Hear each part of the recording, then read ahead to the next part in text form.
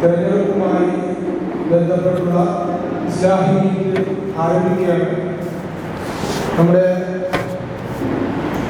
വേദിയിലേക്ക് പുറത്തേക്ക് എല്ലാവരും കടന്നിട്ടുണ്ടെന്ന് അഭ്യർത്ഥിക്കുന്നു.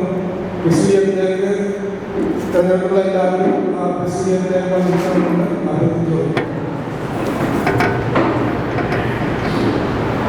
നമ്മുടെ യോഗ നടപടികൾ ആരംഭിക്കുകയാണ്. സ്വാഗത ഭാഷണത്തിന് വേണ്ടി ബഹുമാനപ്പെട്ട സെക്രട്ടറി സജീവിനെ ക്ഷണിച്ചു.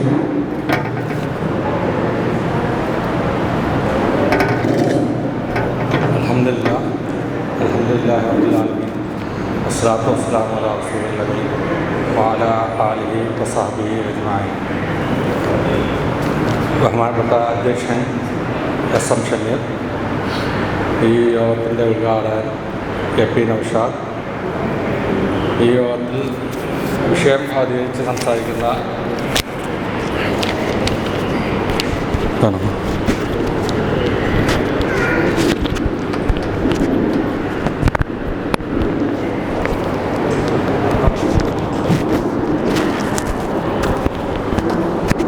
വിഷയത്തെ ആസ്പദമാക്കി സംസാരിക്കുന്ന ഇബ്രാഹിം ബുസ്താനി ഉസ്താദ്,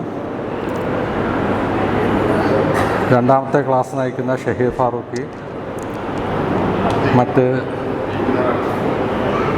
നേതാക്കളെ, ഈ പ്രവർത്തകരെ, സഹോദരി സഹോദരന്മാരെ, അസ്സലാമു അലൈക്കും വറഹ്മത്തുള്ളാഹി. KNM മർക്കസ് അവാർഡ് കേൾക്കുന്നുണ്ട്. 2022-2024 കാലഘട്ടത്തിലേക്കുള്ള തെരഞ്ഞെടുപ്പ്, ശാഖാ തെരഞ്ഞെടുപ്പ്, വലിയവളം ശാഖയുടെ തെരഞ്ഞെടുപ്പും അതുമായിട്ട് ബന്ധപ്പെട്ടുള്ള ഇസ്ലാഹി ഫാമിലി മീറ്റിലാണ് നാം ഇപ്പോൾ ഉള്ളത്. എൻ്റെ കർത്തവ്യം ഇതിലേക്ക് നിങ്ങളെല്ലാവരും സ്വാഗതം ചെയ്യുക എന്നുള്ളതാണ്. ആദ്യമായി യോഗത്തിലേക്ക് നമ്മുടെ വൈസ് പ്രസിഡൻ്റായ എസ് എം ഷമീറാണ് സ്വാഗതം ചെയ്യുന്നത്. പ്രസിഡൻറ്റ് സുഖമില്ലാതെ ഹോസ്പിറ്റലിലായതുകൊണ്ടാണ് താൽക്കാലികമായി എസ് എം ഷമീർ അധ്യക്ഷനായിരിക്കുന്നത്. ഈ യോഗത്തിൻ്റെ ഉദ്ഘാടകൻ ആലപ്പുഴ KNM മർക്കസ് അവരുടെ ജില്ലാ സെക്രട്ടറി എ പി നൗഷാദ് അവറുകളാണ്. അദ്ദേഹത്തെ ഈ യോഗത്തെ സ്വാഗതം ചെയ്യുന്നു. ഈ യോഗത്തിൽ ക്ലാസ് നയിക്കുന്ന ബഹുമാന്യ പണ്ഡിതൻ ഇബ്രാഹിം ഉസ്താദിനെയും യോഗത്തിലേക്ക് സ്വാഗതം ചെയ്തുകൊണ്ട്, ഈ യോഗത്തിൽ പങ്കെടുത്ത നിങ്ങൾ ഓരോരുത്തരെയും സ്വാഗതം ചെയ്തുകൊണ്ട് നിർത്തുന്നു. അസ്സലാമു അലൈക്കും വറഹ്മത്തുള്ളാഹി.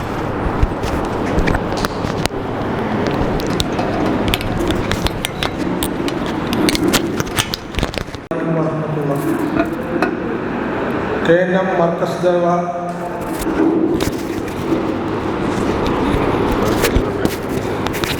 വലിയകുളം ശാഖയുടെ തെരഞ്ഞെടുപ്പുമായി ബന്ധപ്പെട്ടുള്ള ഇസ്ലാഹി മീറ്റിലാണ് നാം ഒത്തുകൂടിയിരിക്കുന്നത്. അള്ളാഹുവിൻ്റെ മഹത്തായ അനുഗ്രഹത്താൽ ഒരു മഹാമാരിയിലൂടെ കടന്നു പോകുന്ന നമ്മൾ ഇങ്ങനെ ഒരു ഒത്തുകൂടൽ നൽകിയതിൽ അള്ളാഹുവിനെ സ്തുതിക്കുന്നു. അൽഹംദുലില്ലാഹ്. മറ്റ് സംഘടനകളിൽ നിന്ന് വ്യതിരിക്തമായി നമ്മുടെ ആത്യന്തിക ലക്ഷ്യം പരലോക വിജയമാണ്. അതിനുവേണ്ടിയുള്ള ഒരു സംഘടന ചട്ടക്കൂട് ഉണ്ടാക്കുന്നതിൻ്റെ ഭാഗമായിട്ടുള്ള ഒരു കൂടിച്ചേരലാണ് ഇവിടെ നടക്കുന്നത്. ഖുർആനും നബിചര്യയും മുറുകെ പിടിച്ചുകൊണ്ട് അള്ളാഹുവിൻ്റെ ഏകത്വത്തെ വാഴ്ത്തപ്പെടുവാനും അവൻ്റെ ദൂതനായ മുഹമ്മദ് നബി സല്ലല്ലാഹു അലൈഹി വസല്ലമയുടെ ജീവിതചര്യ നമ്മുടെ ജീവിതത്തിൽ ഉടനീളം പാലിപ്പിച്ചുകൊണ്ട് നമ്മുടെ സമൂഹത്തെ ഒരു ഉത്തമ സമുദായമാക്കി മാറ്റുന്നതിൻ്റെ ചുമതല ഏറ്റെടുത്തുള്ള ഈ ചെറു സംഘം ഇന്ന് അതിൻ്റെ പുതിയ ഒരു തെരഞ്ഞെടുപ്പ്, പുതിയ ശാഖാ തെരഞ്ഞെടുപ്പിനെ നേരിടുകയാണ്. ഈ തരുണത്തിൽ സമയം അതിക്രമിച്ചതുകൊണ്ട് കൂടുതൽ നീട്ടുന്നില്ല. ഉദ്ഘാടന ഭാഷണത്തിന് വേണ്ടി ബഹുമാനപ്പെട്ട ജില്ലാ സെക്രട്ടറി എ പി നൗഷാദ് അവറുകളെ ആദരപൂർവ്വം ക്ഷണിച്ചു.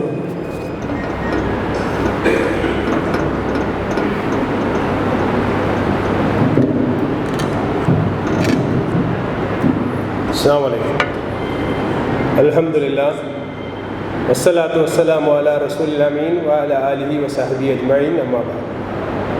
ആദരണീയനായ അധ്യക്ഷൻ, മുഖ്യപ്രഭാഷകൻ, നമ്മുടെ മുൻ ഖത്തീബുമായ ഇബ്രാഹിം ബുസ്താനി, വേദിയിലും സദസ്സിലും ഉപവിഷ്ടരായിരിക്കുന്ന സഹോദരീ സഹോദരന്മാർ, സെപ്റ്റംബർ മാസത്തിൽ KNM മർക്കസ് ദാവ തുടങ്ങി വച്ചിട്ടുള്ള മെമ്പർഷിപ്പ് ക്യാമ്പയിൻ്റെ ഭാഗമായിട്ട് ഒക്ടോബർ 15 മുതൽ ഈ കേരളത്തിലെ പ്രസ്ഥാനത്തിലുള്ള എല്ലാ ശാഖകളിലും തെരഞ്ഞെടുപ്പ് നടന്നു വരികയാണ്. അതിൻ്റെ ഭാഗമായിട്ടാണ് അൽഹംദുലില്ലാഹ് ഫാമിലി മീറ്റും ശാഖാ തെരഞ്ഞെടുപ്പും ആലപ്പുഴ മണ്ഡലത്തിൽ വലിയകുളം ശാഖയുടെ നടന്നുകൊണ്ടിരിക്കുന്നത്. അള്ളാഹു ഇതിനെ അനുഗ്രഹിക്കുമാറാകട്ടെ എന്ന് പ്രാർത്ഥിക്കുന്നു. ഈ വേദിയിൽ മുഖ്യപ്രഭാഷകരായിട്ടുള്ള പണ്ഡിതന്മാർ വിശദീകരിച്ച് സംസാരിക്കുന്നത് കൊണ്ട് കൂടുതൽ നമ്മൾ ആ വിഷയത്തിലേക്ക് കടക്കേണ്ടതില്ല. എന്നിരുന്നാലും നവോത്ഥാന രംഗത്ത് വിദ്യാഭ്യാസ മേഖലകളിലൊക്കെ മുൻകാലത്ത് നവോത്ഥാന നായകന്മാർ ചെയ്തതിൻ്റെ തുടർ വഴിയാണ് ഇന്ന് നമ്മൾ പ്രവർത്തിച്ചു കൊണ്ടിരിക്കുന്ന എല്ലാ പ്രവർത്തനങ്ങളുടെയും മാർഗരൂപം. ചെറു സംഘങ്ങളൊക്കെ തന്നെയാണ് ഈ കേരളക്കലയിലും ഇന്ത്യ മഹാരാജ്യത്തുമൊക്കെ ഒരുപാട് ദീപം കാട്ടിക്കൊണ്ട് മാർഗദർശനം കാട്ടി നമ്മെ നയിച്ചിട്ടുള്ളത്. അത്തരത്തിലുള്ള ഒരു ചെറിയ സംഭവം മാത്രം പറഞ്ഞുകൊണ്ട് എൻ്റെ പ്രഭാഷണം അവസാനിപ്പിക്കുകയാണ്. ഇപ്പോൾ നമ്മൾ അനുഭവിച്ചുകൊണ്ടിരിക്കുന്ന കൊറോണ പ്രതിസന്ധി കൃത്യമായി പറഞ്ഞാൽ 100 വർഷങ്ങൾക്ക് മുമ്പ് ഈ കേരളത്തിൽ കോളറ എന്ന മഹാമാരി പടർന്നു പിടിക്കുകയും ഇതിനേക്കാളുപരി ഒരു വീടുകളിൽ 7-8 പേരൊക്കെ മരണമടയുന്ന സാഹചര്യവും അവരെ മറമാടുന്നത് അഴുകിയതിനു ശേഷമായിരുന്നുള്ളൊരു സംഭവം ഈ കേരളക്കരയിൽ കരഞ്ഞു പോയിട്ടുണ്ട്. നമ്മൾ മനസ്സിലാക്കേണ്ടത്, ചില നവോത്ഥാന നായകന്മാർ ആ വിഷയത്തിൽ സമീപിച്ചിട്ടുള്ള നിലപാട് പിന്നീട് ഈ കേരളക്കലയിൽ വിദ്യാഭ്യാസ രംഗങ്ങൾക്കും ഓർഫണേജുകൾ ഉണ്ടാക്കാനും അറബിക് കോളേജുകൾ ഉണ്ടാക്കാനും ഒക്കെ സാഹചര്യം ഒരുക്കിയെന്നുള്ളതാണ്. പരപ്പനങ്ങാടിയിൽ നിന്നും ചൂട്ട് കത്തിച്ച് രാത്രി ട്രെയിൻ കയറി തലശ്ശേരിയിൽ പോയി കോളറ ബാധിച്ച ജനങ്ങളെ, മരിച്ചവരെ മയ്യത്തടക്കി തിരിച്ചു വന്ന 3 കണ്ടത്തിൽ അഹമ്മദ് എന്നൊരു വ്യക്തി ചരിത്രത്തിൽ നമുക്ക് കാണുവാൻ സാധിക്കും. അദ്ദേഹം കുറേ മയ്യത്തുകളടക്കി വീട്ടിൽ വന്നതിന് ശേഷം ഉറങ്ങാൻ കഴിയാതെ ഭാര്യയോട് പറഞ്ഞ് വീണ്ടും അദ്ദേഹം റെയിൽവേ സ്റ്റേഷനിലേക്ക് ചൂട്ട് കത്തിച്ച് തലശ്ശേരി ചെന്ന്, അക്കാലത്ത് കേയിമാരുടെ ഭരണമായിരുന്നു തലശ്ശേരി ഭാഗത്തുണ്ടായിരുന്നത്, അവരായിരുന്നു അവിടുത്തെ സമ്പന്നന്മാർ. അവരോട് സംസാരിച്ചുകൊണ്ട് എനിക്കൊരു അബദ്ധം പറ്റിയിട്ടുണ്ട്. ഞാൻ ഇന്നലെ മറമാടിയപ്പോൾ ശ്രദ്ധിക്കാതെ പോയൊരു കാര്യമാണ് അവരുടെ മക്കളുടെ കാര്യം. ആ മക്കൾ എന്താണെന്ന് എനിക്കറിയേണ്ടതുണ്ട്. നിങ്ങൾ സമാധാനപ്പെട്ട് രാവിലെ നമുക്ക് പരിഹാരമുണ്ടാക്കാമെന്ന് പറഞ്ഞൊരു അടിസ്ഥാനത്തിൽ ഇദ്ദേഹം അവിടുന്ന് ഈ മക്കളെ തേടി പോവുകയും അവരെ കണ്ടെത്തി സ്വന്തം കുടിലിൽ കൊണ്ടുവന്ന് ചെറ്റക്കുടിലിൽ സ്വന്തം ഭാര്യയോട് പറഞ്ഞു. അന്ന് കേയിമാർ ചോദിച്ചു, ഇവരെ നിങ്ങളെങ്ങനെ സംരക്ഷിക്കും? 2 കൈയും ഉയർത്തിക്കൊണ്ട് മദരാശി പട്ടണത്തിൽ പോയി തള്ളുവണ്ടി വലിച്ചെങ്കിലും ഞാൻ ഈ യത്തീമീങ്ങളെ സംരക്ഷിക്കുമെന്ന് അന്ന് 3 കണ്ടത്തിൽ അഹമ്മദ് പറയുകയുണ്ടായി.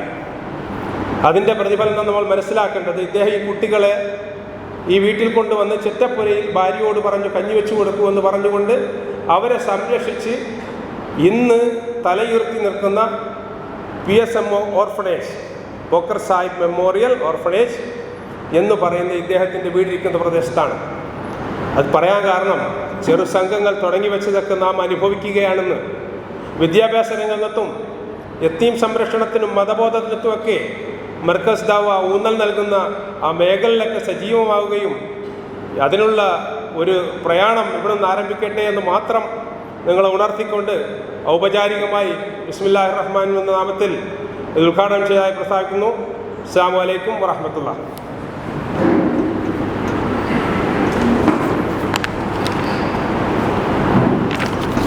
നമുക്ക് ലഭിക്കുന്ന സ്വീകാര്യത ആദർശ വ്യക്തതയും സംക്ഷിപ്ത ജീവിതവും വഴിയാണ് ആവണം എന്ന വിഷയത്തെ ആസ്പദമാക്കൊണ്ട് പ്രമുഖ പണ്ഡിതൻ ഇബ്രാഹിം ബുസ്താനി ക്ലാസ് നടത്തുന്നു. സ്നേഹാദരവോടെ ക്ഷണിച്ചു.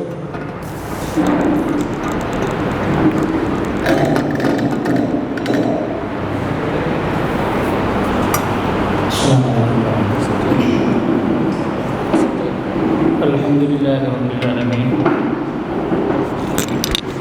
والصلاة والسلام على أشرف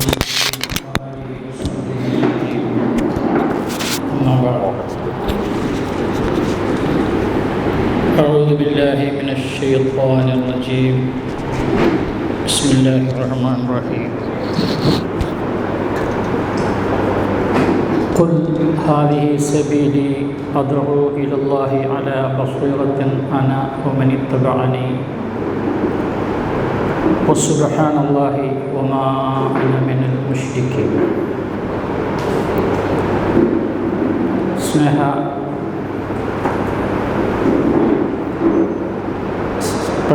സഹോദരന്മാരെ, സഹോദരികളെ,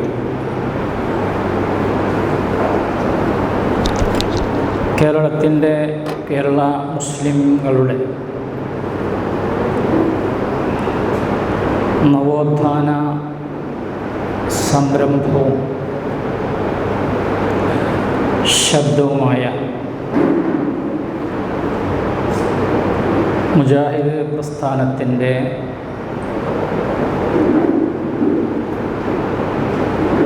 ഔപചാരികമായ യൂണിറ്റ് തല തെരഞ്ഞെടുപ്പ്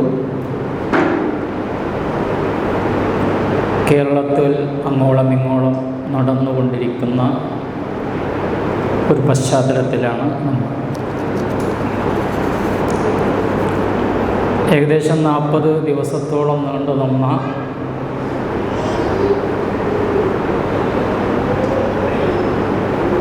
ആളുകളെ ചേർക്കൽ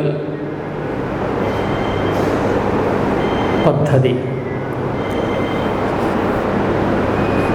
അതിൻ്റെ അവസാന ഘട്ടത്തിൽ എത്തിയ സ്ഥിതിക്ക് ഇനി ഓരോ യൂണിറ്റിലും ഒരു സംഘടനാ രീതി എന്ന നിലക്ക് അതിനാവശ്യമായ ഭാരവാഹികളെ തിരഞ്ഞെടുക്കുകയാണ്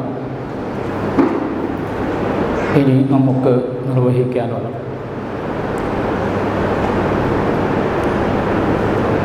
അതിൻ്റെ ഈ വലിയകുളം ശാഖ തിരഞ്ഞെടുപ്പാണ് ഇന്ന് നടക്കാനിരിക്കുന്നത്. ഈ സംഘടന എന്തിനു വേണ്ടിയാണ് എന്ന ഒരു ചോദ്യം ഇങ്ങനൊരു സംരംഭത്തിന് തുടക്കം കുറിച്ച അതിൻ്റെ ആദ്യ അവസരത്തിൽ നിങ്ങളുടെ തൊട്ടടുത്ത പ്രദേശമായ ആലുവായിൽ വെച്ച് യോഗം ചേർന്നപ്പോൾ അന്ന് ഒരു മുസ്ലിം പണ്ഡിതൻ ഈ ആശയത്തിനും ആദർശത്തിനും പ്രാധാന്യം നൽകുന്ന ഇങ്ങനെ ഒരു സംഘം നിലവിൽ വരണം എന്നാഗ്രഹിച്ച് വിളിച്ചു ചേർത്ത യോഗത്തിൽ ചോദിക്കുകയുണ്ടായി, എന്തിനാണിങ്ങനൊരു സംഘം? അപ്പം അതിന് മറുപടി പറഞ്ഞത്, വിശുദ്ധ ഖുർആനിൽ നബി സല്ലല്ലാഹു അലൈഹി വസല്ലമയുടെ ധാരാളം ഹദീസുകളിൽ സമൂഹത്തോട് നന്മ കൽപ്പിച്ചുകൊണ്ടിരിക്കുകയും തിന്മ വിരോധിച്ചു കൊണ്ടിരിക്കുകയും ചെയ്യുന്ന ഒരു പ്രക്രിയ പ്രവാചകന്മാർക്ക് ശേഷവും നിലനിൽക്കേണ്ടതുണ്ട്. അതിനാണ് ഈ സംഘം എന്നാണ് മറുപടി പറഞ്ഞത്. അപ്പോൾ ആ മറുപടി പറഞ്ഞപ്പോൾ ആ കക്ഷി രണ്ടാമത് ചോദിച്ചു, അങ്ങനെയാണെങ്കിൽ അതൊരു ഇസ്ലാമിക കാഴ്ചപ്പാടാണല്ലോ, ഇസ്ലാമിക കാഴ്ചപ്പാടിൻ്റെ അടിസ്ഥാനത്തിലാണല്ലോ. അങ്ങനെ ജനങ്ങളെ നന്മയിലേക്ക് ക്ഷണിക്കുകയും തിന്മ വിരോധിക്കുകയും ചെയ്തുകൊണ്ടിരിക്കുന്ന ഒരു സംഘം നിലവിൽ വരണം എന്നതിന് എന്താണ് ദലീലുള്ളത്? ദലീൽ എന്ന് പറഞ്ഞാൽ തെളിവുള്ളത്, പ്രമാണമുള്ളത്. അപ്പോൾ നവോത്ഥാന പണ്ഡിതനായ ഇ കെ മൗലവി എഴുന്നേറ്റ് പറഞ്ഞു, അതിനുള്ള തെളിവ് വിശുദ്ധ ഖുർആൻ സൂറത്ത് ആലി ഇംറാനിലെ വൽതകും മിൻകും ഉമ്മത്തുൻ യദ്ഊന ഇലൽ ഖൈരി വയഅ്മുറൂന ബിൽ മഅറൂഫി വയൻഹൗന അനിൽ മുൻകർ, ഈ ആയത്താണ്. എന്താ അതിൻ്റെ അർത്ഥം? വൽതകും മിൻകും, നിങ്ങളിൽ നിന്ന് ഉണ്ടായേ മതിയാവും. അറബി ഗ്രാമർ പഠിച്ചവർക്കറിയാം. വൽതകും എന്ന് പറഞ്ഞാൽ അമ്ര ക്രിയ, കൽപ്പനക്രിയ. അമ്രു ഗായിബ് എന്ന് പറയും. അപ്പോൾ അള്ളാഹുവിൻ്റെ കൽപ്പനയാണ്, അമ്രാണ്.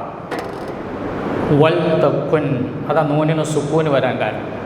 അമ്ര ക്രിയ, ഉണ്ടാകണം, ഉണ്ടായേ മതിയാകൂ. മിൻകും, നിങ്ങളിൽ നിന്ന്. ഉമ്മത്തുൻ, ഒരു സംഘടന. എല്ലാവർക്കും ഇത് നിർവഹിക്കാൻ കഴിയണം എന്നുണ്ടാവില്ല.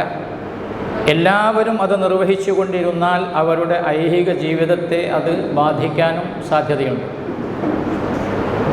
പക്ഷേ ഒരു സംഘം ആളുകൾ തികഞ്ഞ ജാഗ്രതയോടെ, ശ്രദ്ധയോടെ, ഉത്തരവാദിത്വത്തോടെ ഉണ്ടാകണം.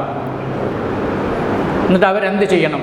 യഅ്മുറൂന ബിൽ മഅറൂഫി വയൻഹൗന അനിൽ മുൻകരി, നല്ല നല്ല കാര്യങ്ങൾ, നന്മകൾ കൽപ്പിക്കുക, നന്മ ചെയ്യാൻ കൽപ്പിച്ചു കൊണ്ടിരിക്കുക. കൽപ്പിക്കുക എന്നാണ് അമർ. അമറ എന്ന് പറയുമ്പോൾ, കൽപ്പന എന്ന് പറയുമ്പോൾ ഗൗരവത്തിൽ പറയുന്നതിനാണ്. അതങ്ങെടുക്ക് മോനെ എന്നത് അപേക്ഷയാണ്. അതങ്ങെടുക്കട എന്ന് പറയുന്നത് അമ്ര. അപ്പോൾ അമ്രും ബിൽ മഅറൂഫ്, നന്മ കൽപ്പിക്കുന്ന ഒരു വിഭാഗം. വയൻഹൗന അനിൽ മുൻകർ, മ്ലേച്ഛമായ, മോശമായ, തെറ്റായ, മതപരമായി തെറ്റായ കാര്യം അത് ഒരു വ്യക്തി, അതൊരു ചെറിയ കുഞ്ഞു മുതൽ ഒരു വലിയ പ്രായപൂർത്തിയായ ആൾ വരെ ചെയ്യുമ്പോൾ അത് ശ്രദ്ധയിൽപ്പെട്ടാൽ, ഓർമ്മയിൽപ്പെട്ടാൽ അത് തെറ്റാണ്, അത് ചെയ്യരുത് എന്ന് തടയാൻ നിങ്ങളിൽ നിന്നൊരു സംഘം ഉണ്ടാകണം എന്ന് വിശുദ്ധ ഖുർആനിൽ ആയത്ത് പറഞ്ഞതുകൊണ്ടാണ് ഇങ്ങനെ ഒരു സംഘം രൂപീകരിക്കപ്പെടുന്നത് എന്നായിരുന്നു മറുപടി. അപ്പോൾ ആ മറുപടി വളരെ ഫിറ്റാണ്, വളരെ കൃത്യമാണ്, വളരെ സുതാര്യമാണ്, വളരെ വ്യക്തമാണ്. കാരണം അള്ളാഹു ഖുർആനിൽ പറഞ്ഞതാണ് അങ്ങനെ ഒരു സംഘം ഉണ്ടാകും. പണ്ട് ആ കർമ്മം നിർവഹിച്ചിരുന്നത്, ആ ധർമ്മം നിർവഹിച്ചിരുന്നത് പ്രവാചകന്മാരായിരുന്നു. പക്ഷേ പ്രവാചകന്മാർ ഇനി വരില്ല. അപ്പോൾ പ്രവാചകന്മാരുടെ പിൻഗാമികളിൽ ഈ സംരംഭം നിലനിൽക്കണം. കാരണം ഈ നന്മയിൽ നിന്ന് ജനങ്ങളെ പിന്തിരിപ്പിക്കുകയും തിന്മ അവരെ കൊണ്ട് പ്രവർത്തിപ്പിക്കുകയും ചെയ്യുന്നതിൽ ജാഗരൂകനായി പിശാചും അവൻ്റെ പിണിയാളുകളും പ്രവർത്തിച്ചു കൊണ്ടിരിക്കുന്നുണ്ട്. നിരന്തരമായി, രാപ്പകലില്ലാതെ, വിശ്രമമില്ലാതെ. നന്മയോട് ഒരു തരത്തിലുള്ള അറപ്പും വെറുപ്പും അകൽച്ചയും, തിന്മയോട് വല്ലാത്തൊരു ആകർഷണീയതയും കൗതുകവും ജനങ്ങളുടെ മനസ്സിൽ തോന്നിപ്പിച്ചു കൊടുക്കുക പിശാചിന് അല്ലാഹു തആല കൊടുത്തിട്ടുള്ള കഴിവാണ്, സ്വതന്ത്രമാണ്, സ്വാതന്ത്ര്യമാണ്. അതവൻ ശരിക്കും ഉപയോഗപ്പെടുത്തും. വല്ലാത്ത ആത്മാർത്ഥത ഉള്ള ആൾ. ഞാനിപ്പോൾ അടുത്ത് ചെറിയൊരു പുസ്തകം വായിച്ച അറബിയിൽ, അതിങ്ങനെ മലയാളത്തിലേക്ക് വിവർത്തനം ചെയ്തെങ്കിലോ എന്നെനിക്ക് തോന്നി. അതിൽ പറയുന്നൊരു കാര്യമാണ്, ലോകത്തേറ്റവും ആത്മാർത്ഥമായിട്ട് പ്രവർത്തിച്ചു കൊണ്ടിരിക്കുന്നത് ഇബ്ലീസാണ്. തികഞ്ഞ ആത്മാർത്ഥത. അവൻ ഉദ്ദേശിച്ച ലക്ഷ്യം നേടാൻ ഖുർആനിലും ഹദീസിലും പറഞ്ഞു, ഞാൻ ആ മനുഷ്യരുടെ, നിൻ്റെ അടിമകളായ ആദം സന്തതികളുടെ മുന്നിലൂടെയും പിന്നിലൂടെയും വലതുഭാഗത്തു കൂടെയും ഇടതുഭാഗത്തു കൂടെയും ഒക്കെ ചെല്ലും. ആരെയാണ്, എപ്പോഴാണ്, എങ്ങനെയാണ്, ഏത് വിഷയത്തിലാണ് എനിക്ക് കിട്ടുക എന്ന് നോക്കാൻ വേണ്ടി അവൻ ഉറങ്ങിക്കിടക്കുമ്പോൾ അവൻ്റെ തലക്കുഭാഗത്ത് ഞാനിരിക്കും, ഉറങ്ങൂല. തറ ജാഗ്രത. പിന്നെ അവന് പിടിച്ചാൽ കിട്ടിയ കുറേ ആളുകൾ, ഇവരുടെ പണി എന്താ? തിന്മയിലേക്ക് തിന്മ കൗതുകരമായിട്ട് ചിത്രീകരിച്ചു കൊടുക്കുക. അത് മനോഹരമായിട്ട് തോന്നിപ്പിച്ചു കൊടുക്കുക. നന്മയോട് വിമുഖതയും അലസതയും അലംഭാവ മനോഭാവവും ഒരുപക്ഷേ വെറുപ്പും അത് എന്തെങ്കിലും കാരണത്താൽ, അത് ചിലപ്പോൾ ഒരു വ്യക്തിയോടുള്ള വിരോധം പോലും അതിനുപയോഗപ്പെടുത്തും. ഇപ്പോൾ രണ്ട് വ്യക്തികൾ തമ്മിൽ തെറ്റിയാൽ, ഒരു കച്ചവടത്തിൽ രണ്ട് വ്യക്തികൾ തമ്മിൽ തെറ്റിയാൽ, അവൻ എന്നോട് ഇങ്ങനെ ചെയ്തു അതുകൊണ്ട് ഞാൻ ഈ കച്ചവടം അവസാനിപ്പിക്കട്ടെ എന്ന് ആരെങ്കിലും പറയും. ഓൻ വേറൊന്ന് തുടങ്ങും. നാം മതരംഗത്ത് പ്രവർത്തിക്കുന്ന രണ്ടാൾ തെറ്റിയാലോ, ആഹാ അവൻ എന്നോട് ഇങ്ങനെ ചെയ്തില്ലേ അതുകൊണ്ട് ഞാൻ ഇനി ഒന്നിലുമില്ല, അല്ലെങ്കിൽ ഞാൻ ഇനിയില്ല. ഇതൊരു പിശാചിൻ്റെ പണിയാണ്. ദുന്യാവിൽ തെറ്റിയവൻ വീണ്ടും കൂടുതൽ ഉഷാറാകുക. അവൻ എന്നോട് അങ്ങനെ കാണിക്കാം. അവൻ മാറുകണ്ട് അതിനൊക്കെ നല്ലൊരു സംരംഭം തുടങ്ങി അത് വിജയിപ്പിക്കുവാനുള്ള ത്യാഗ പരിശ്രമത്തിലായിരിക്കും. എന്നാൽ മതത്തിൻ്റെ കാര്യത്തിൽ ഒരാളോട് തെറ്റി, പള്ളിയിലെ ഇമാമിനോട് തെറ്റിയെന്ന് വിചാരിക്കും. ഇപ്പോൾ ഞങ്ങളുടെയൊക്കെ നാട്ടിലുണ്ട്. ഞാൻ നിൽക്കുന്ന ചെറിയൊരു പള്ളി, 8-9 കുടുംബക്കാരേ ഉള്ളൂ. 9 കുടുംബം ഉണ്ടെങ്കിലും അവിടുത്തെ ആൾക്കാർ ഇവിടെ ഉണ്ട്. കഴിഞ്ഞ് പോകുമ്പോൾ ഞാൻ ചീത്ത കേൾക്കേണ്ടി വരും. എന്നാലും പറയാണ് 3 ആളെ നിസ്കരിക്കാൻ വരാറ്. വീട് 9 ഉണ്ട്. അപ്പോൾ ആവറേജ് കൂട്ടിയാലും 9, 27 ആളെങ്കിലും ഉണ്ടാവും. ഒരു 3 ആൾ വെച്ച് കൂട്ടിയാൽ. എൻ്റെ വീട്ടിൽ ഞാനും എൻ്റെ ഭാര്യ 2 ആയതുകൊണ്ട് 28 കൂട്ടാം. പക്ഷേ നിസ്കരിക്കാൻ 3 ആളുണ്ടാവും. അപ്പോൾ ചില ആളുകൾക്ക് എന്താ തകരാറ്? ആ പള്ളിയുടെ സെക്രട്ടറി നമ്മളോട് പെരുമാറിയത് ശരിയായില്ല, അല്ലെങ്കിൽ പ്രസിഡൻറ്റ് പെരുമാറിയത് ശരിയായില്ല, അല്ലെങ്കിൽ അവിടെ സാമൂഹ്യ പ്രവർത്തനം നടത്തുന്ന ആളുകളുണ്ട്, അവർ ഇന്ന ആളുകൾക്ക് അത് കൊടുത്തു, ഞമ്മക്കിത് തന്നില്ല. ഇക്കാരണത്താൽ പള്ളിയില്ല, ദീനില്ല, നമസ്കാരമില്ല, പ്രസ്ഥാനമില്ല. നമുക്ക് പിശാചിൻ്റെ ഒരു താല്പര്യം, അവൻ്റെ ഒരു യുക്തി എത്ര ഭദ്രമാണ്, എത്ര മനോഹരമാണ്. ഈ വ്യക്തിയോടുള്ള വെറുപ്പ് ദീനിനോടുള്ള വെറുപ്പാക്കുക. ആ വ്യക്തിയോടുള്ള വെറുപ്പ് ദീനിൻ്റെ സംരംഭത്തോടുള്ള വെറുപ്പാക്കി മാറ്റാം. ആ വ്യക്തിയോടുള്ള വെറുപ്പ് അള്ളാഹുവിൻ്റെ ഷിആറായ ചിഹ്നമായ പള്ളിയോടുള്ള വെറുപ്പാക്കുക. എന്നിട്ട് ഇതൊന്നാകില്ല. എന്നാൽ ഞാൻ ഒന്നുകൂടി പറയുകയാണ്, അവർ 2 പേരും ഒരു തൊഴിലെടുക്കായിരുന്നു, അതിലെന്തോ കശപിശയുണ്ടായി, അങ്ങോട്ടും ഇങ്ങോട്ടും തർക്കമുണ്ടായി. എന്താ ചെയ്യുക? ഞാൻ ഇനി ഒരു പണിക്കും പോകുന്നില്ലെന്ന് പറഞ്ഞ ആരെങ്കിലും വീട്ടിലിരിക്കും. അവനെ പരാജയപ്പെടുത്താൻ അതിനേക്കാൾ ലാഭകരമായ നല്ല ഒരു ജോലി അല്ലെങ്കിൽ നല്ലൊരു തൊഴിൽ ഇവൻ കണ്ടെത്തുക ചെയ്യാം. ദുന്യാവിൻ്റെ കാര്യത്തിൽ അങ്ങനെ. അപ്പോൾ ഇതൊക്കെ പിശാചിൻ്റെ പണിയാണ്. അപ്പം എന്തു വേണം? നിരന്തരമായി മാർഗദർശനം, നന്മ അതിങ്ങനെ ചൂണ്ടിക്കാണിച്ചു കൊടുക്കണം, പറഞ്ഞു കൊടുക്കണം, പിന്നാലെ നടക്കണം. അതിനൊരു സംരംഭം വേണം. അതില്ലെങ്കിൽ ഈ സമൂഹം ഒന്നിച്ച് നശിച്ചു പോകുമെന്ന് പ്രവാചകൻ പറഞ്ഞു. എന്ന് നന്മ കൽപ്പിക്കലും തിന്മ വിരോധിക്കലും നിങ്ങൾ നിർത്തിവെച്ചുവോ അന്ന് ഈ സമുദായം സമുദ്രത്തിൻ്റെ ആഴങ്ങളിലേക്ക്, അഗാധ ഗർത്തത്തിലേക്ക് ആണ്ടുപോകുന്നതാണ് എന്ന് പ്രവാചകൻ സ്വല്ലല്ലാഹു അലൈഹി വസല്ലം പറഞ്ഞതാണ്. കാരണം അത് എപ്പോഴും വേണം. അതുകൊണ്ടാണ് മഹാനായ പ്രവാചകൻ സ്വഹാബി മോലപ്പാഴോട് പറയുന്നത്, ജദ്ദിദൂ ഈമാനക്കും ബിഖൗലി ലാ ഇലാഹ ഇല്ലല്ലാഹ്. ലാ ഇലാഹ ഇല്ലല്ലയിൽ ദൃഢമായ വിശ്വാസമുള്ളവരാണ് പ്രവാചകൻ്റെ സ്വഹാബിമാർ, അല്ലേ?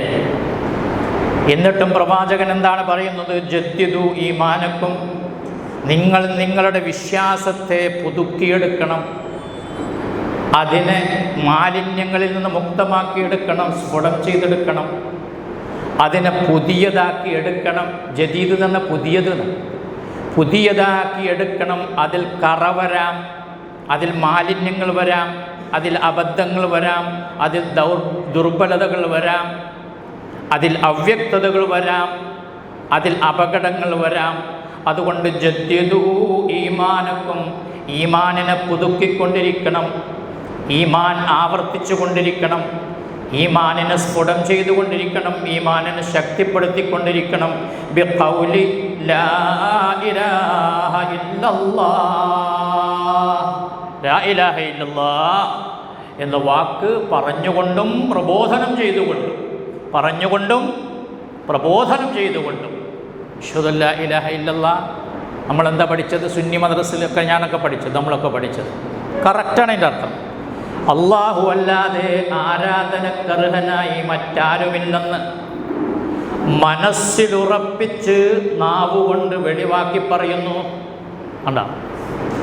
ആദ്യം മനസ്സിൽ ഉറപ്പിക്കണം, അത് നമുക്ക്, എന്നിട്ടത് നാവുകൊണ്ട് വെളിവാക്കി പറയണം, മറ്റുള്ളവരോട് പറഞ്ഞു കൊടുക്കണം, മറ്റുള്ളവർക്ക് അത് എത്തിച്ചു കൊടുക്കണം, മറ്റുള്ളവരോട് ദഅവത്ത് നടത്തിക്കൊണ്ടിരിക്കണം. അല്ലാഹു അല്ലാതെ ആരാധനക്കർഹനായി മറ്റാരുമില്ലെന്ന് മനസ്സിലുറപ്പിച്ച് നാവുകൊണ്ട് വെളിവാക്കി പറയണം. വിശുദ്ധ ഖുർആൻ പറയാണ്, ഫസ്ദഅ ബിമാ തുഅ്മറു. അല്ലാഹുവിൻ്റെ റസൂല് അങ്ങയോട് കൽപ്പിക്കപ്പെട്ട അതിപ്രധാനമായ കാര്യം, ഞാനല്ലാതെ ആരാധ്യനില്ല, എന്നെ മാത്രമേ നിങ്ങൾ ആരാധിക്കാവൂ എന്ന ഉന്നതമായ ആശയം അല്ലാഹുവിൻ്റെ റസൂലേ ഫസ്ദഅ, അങ്ങ് ഉറക്കെ പറയണം, പരസ്യപ്പെടുത്തി പറയണം. വഅറിദ് അനിൽ മുശ്രിക്കീൻ. അത് കേൾക്കുന്നത് ദുസ്സഹമായ, അത് കേൾക്കുന്നത് ഇഷ്ടപ്പെടാത്ത, അതിനോട് അരോചകത്വവും വെറുപ്പുമുള്ള അവിശ്വാസികളായ ബഹുദൈവ ആരാധകരായ ആളുകൾക്ക് ഇഷ്ടമില്ലെങ്കിലും അവരെ അവഗണിച്ചുകൊണ്ട് അവരുടെ ശബ്ദങ്ങളോ അവരുടെ എതിർപ്പുകളോ അവരുടെ കുതന്ത്രങ്ങളോ അവരുടെ കള്ളവാദങ്ങളോ പരിഗണിക്കാതെ നിങ്ങൾ ആ വാക്ക് അത്യുച്ചത്തിൽ തുറന്നു പറയണമെന്ന് വിശുദ്ധ ഖുർആൻ പറയുകയാണ്. അതാണ് നമ്മൾ ചെയ്യുന്നത്. ഇപ്പം നമ്മൾ നന്മ കൽപ്പിക്കാന്ന് പറഞ്ഞില്ലേ, നന്മ കൽപ്പിക്കുക എന്ന് ഒറ്റ വാക്കിൽ നമ്മൾ പറഞ്ഞാലും നന്മകൾ പല ദർജയാണ്, നന്മകൾ പല പദവികളിലുള്ളതാണ്. ഏറ്റവും വലിയ നന്മ ഏതാണ്? അല്ലാഹുവിൻ്റെ റസൂല് പറഞ്ഞു, ഈമാനു ബിളും വസബഊന ശുഅബ. ഈമാൻ 70-ൽ പരം ശാഖകളാണ്, 70-ൽ പരം ഈമാനുണ്ട്. 6 ഈമാൻ കാര്യങ്ങളെന്ന് പറയും അതിൻ്റെ മർമ്മമായ ഭാഗം, അതിൻ്റെ എസൻസാണ് ഈ 6. പക്ഷെ 6 അത് 70-ൽ പരം ഉണ്ട്. മഹാനായ പ്രവാചകൻ പറയുന്നു, അഫ്ളലുഹാ, ആ ഈമാൻ കാര്യങ്ങളിൽ ഏറ്റവും ശ്രേഷ്ഠമായത്, ഏറ്റവും ഉയർന്നു നിൽക്കുന്നത്, ഏറ്റവും ഉജ്ജ്വലമായി പ്രഘോഷിക്കപ്പെടേണ്ടത്, ഏറ്റവും ദൃഢമായി വിശ്വസിക്കപ്പെടേണ്ടത് ലാ ഇലാഹ ഇല്ലല്ലാഹ്, ലാ ഇലാഹ ഇല്ലല്ലാഹ് എന്ന വചനമാണ്. അപ്പോൾ ആ നന്മയാണ് ആദ്യം കൽപ്പിക്കേണ്ടത്. അതാണ് പ്രവാചകന്മാരായ പ്രവാചകന്മാരെല്ലാം വന്ന് ഏതൊരു ദുഷിച്ച കർമ്മങ്ങളിൽ വ്യാപൃതമാണെങ്കിലും ആ സമൂഹത്തോട് ആദ്യമായിട്ട് പറയുന്നത്, യാ ഖൗമി ഉബ്ദുല്ലാഹ മാലക്കും മിൻ ഇലാഹിൻ ഗൈറുഹു. എൻ്റെ സമുദായമേ, നോഹ് നബി പറയുന്നതായി അതേ ശൈലിയിൽ അല്ലാഹു തആല പറയുകയാണ്. ഹൂദ് നബി പറഞ്ഞതായി അതേ ശൈലിയിൽ തന്നെ അല്ലാഹു തആല പറയുകയാണ്. സ്വാലിഹ് നബി പറഞ്ഞതായിട്ട് വിശുദ്ധ ഖുർആനിൽ ഒരേ ശൈലിയിൽ പറയുകയാണ്. ശുഐബ് നബി അലൈഹിസ്സലാം പറഞ്ഞതായിട്ട് വിശുദ്ധ ഖുർആൻ പറയുകയാണ്. ഒരൊറ്റ വാക്ക്, ഒരേ വാക്ക് എല്ലായിടത്തും. ഖാല, ആ പ്രവാചകൻ പറയുകയാണ്, നോഹ് നബി പറയുകയാണ്, ഹൂദ് നബി പറയുകയാണ്, സ്വാലിഹ് നബി അലൈഹിസ്സലാം പറയുകയാണ്, ശുഐബ് നബി അലൈഹിസ്സലാം പറയുകയാണ്, മുഹമ്മദ് നബി അടക്കമുള്ള സകല പ്രവാചകന്മാരും പറയുകയാണ്. എന്ത്?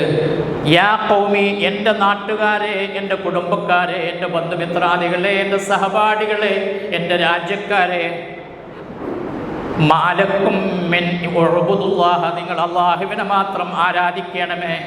മാലക്കും മിൻ ഇലാഹിൻ ഗൈറുഹു, അവനല്ലാതെ നിങ്ങൾക്ക് ഒരു ഇലാഹില്ല. ഇതാണ് പ്രധാനമായിട്ട് പറയേണ്ടത്. അതാണ് മുജാഹിദ് പ്രസ്ഥാനത്തിൻ്റെ വ്യതിരക്തത എന്ന് പറയും. വ്യതിരക്തത എന്ന് പറഞ്ഞാൽ മനസ്സിലായോ? മറ്റു മുസ്ലിം സംഘടനകളിൽ നിന്ന് മുജാഹിദ് പ്രസ്ഥാനം വേറിട്ട് നിൽക്കുന്നത് ഏതൊരു ആശയത്തിനാണോ 1-ാം സ്ഥാനം നൽകേണ്ടത്, ആ 1-ാം സ്ഥാനം നൽകി ദീനിനെ ഉൾക്കൊണ്ട് പരമാവധി ജീവിതത്തിൽ പുലർത്തി അത് മറ്റുള്ളവർക്ക് എത്തിച്ചു കൊടുക്കുന്നതിൽ നമ്മൾ മാത്രമാണ് ശ്രദ്ധാലുക്കളായിട്ടുള്ളത്. അതാണ് നമ്മുടെ വ്യതിരക്തത എന്ന് പറയുന്നത്. അപ്പോൾ നമ്മൾ പറയും പലരും അങ്ങനെ ഇല്ലേ? പലരും അങ്ങനെ ഉണ്ടാകാം. ഇപ്പോൾ ജമാഅത്തെ ഇസ്ലാമിക്കാരുണ്ട്, അവരും ഇതന്നെയല്ലേ പറയുന്നത്? അവർ ഇത് തന്നെയാണോ പറയുന്നത് എന്നറിയണമെങ്കിൽ കേരളം വിട്ടുള്ള ജമാഅത്തെ ഇസ്ലാമിയെ പഠിക്കണം. അതേപോലെ തന്നെ പാകിസ്ഥാനിലെ ജമാഅത്തെ ഇസ്ലാമിയെ പറ്റി പഠിക്കണം. ജമാഅത്തെ ഇസ്ലാമിയുടെ സർക്കുലറുകളെപ്പറ്റി, അവർക്ക് വന്നുകൊണ്ടിരിക്കുന്ന നിർദ്ദേശങ്ങളെപ്പറ്റി പഠിക്കണം. അവർ അനുവർത്തിക്കുന്ന ചില നയങ്ങളെയും രീതികളെയും സ്വഭാവങ്ങളെയും പറ്റി പഠിക്കണം. ലാ ഇലാഹ ഇല്ലല്ലാഹ് എന്ന ഉദാത്തമായ ആദർശത്തിനാണ് പ്രമുഖ പ്രാധാന്യം നൽകേണ്ടത് എന്ന് പറഞ്ഞ കാരണത്താൽ നമ്മെ സംബന്ധിച്ച് ജമാഅത്തെ ഇസ്ലാമിക്കാർ പറയുന്നത് അത് ഒരു മരണപ്രസ്ഥാനമാണ്. മരണപ്രസ്ഥാനം, മരിച്ചതിന് ശേഷമുള്ള കാര്യങ്ങളൊക്കെ പറയുന്ന ഒരു പ്രസ്ഥാനമാണ്.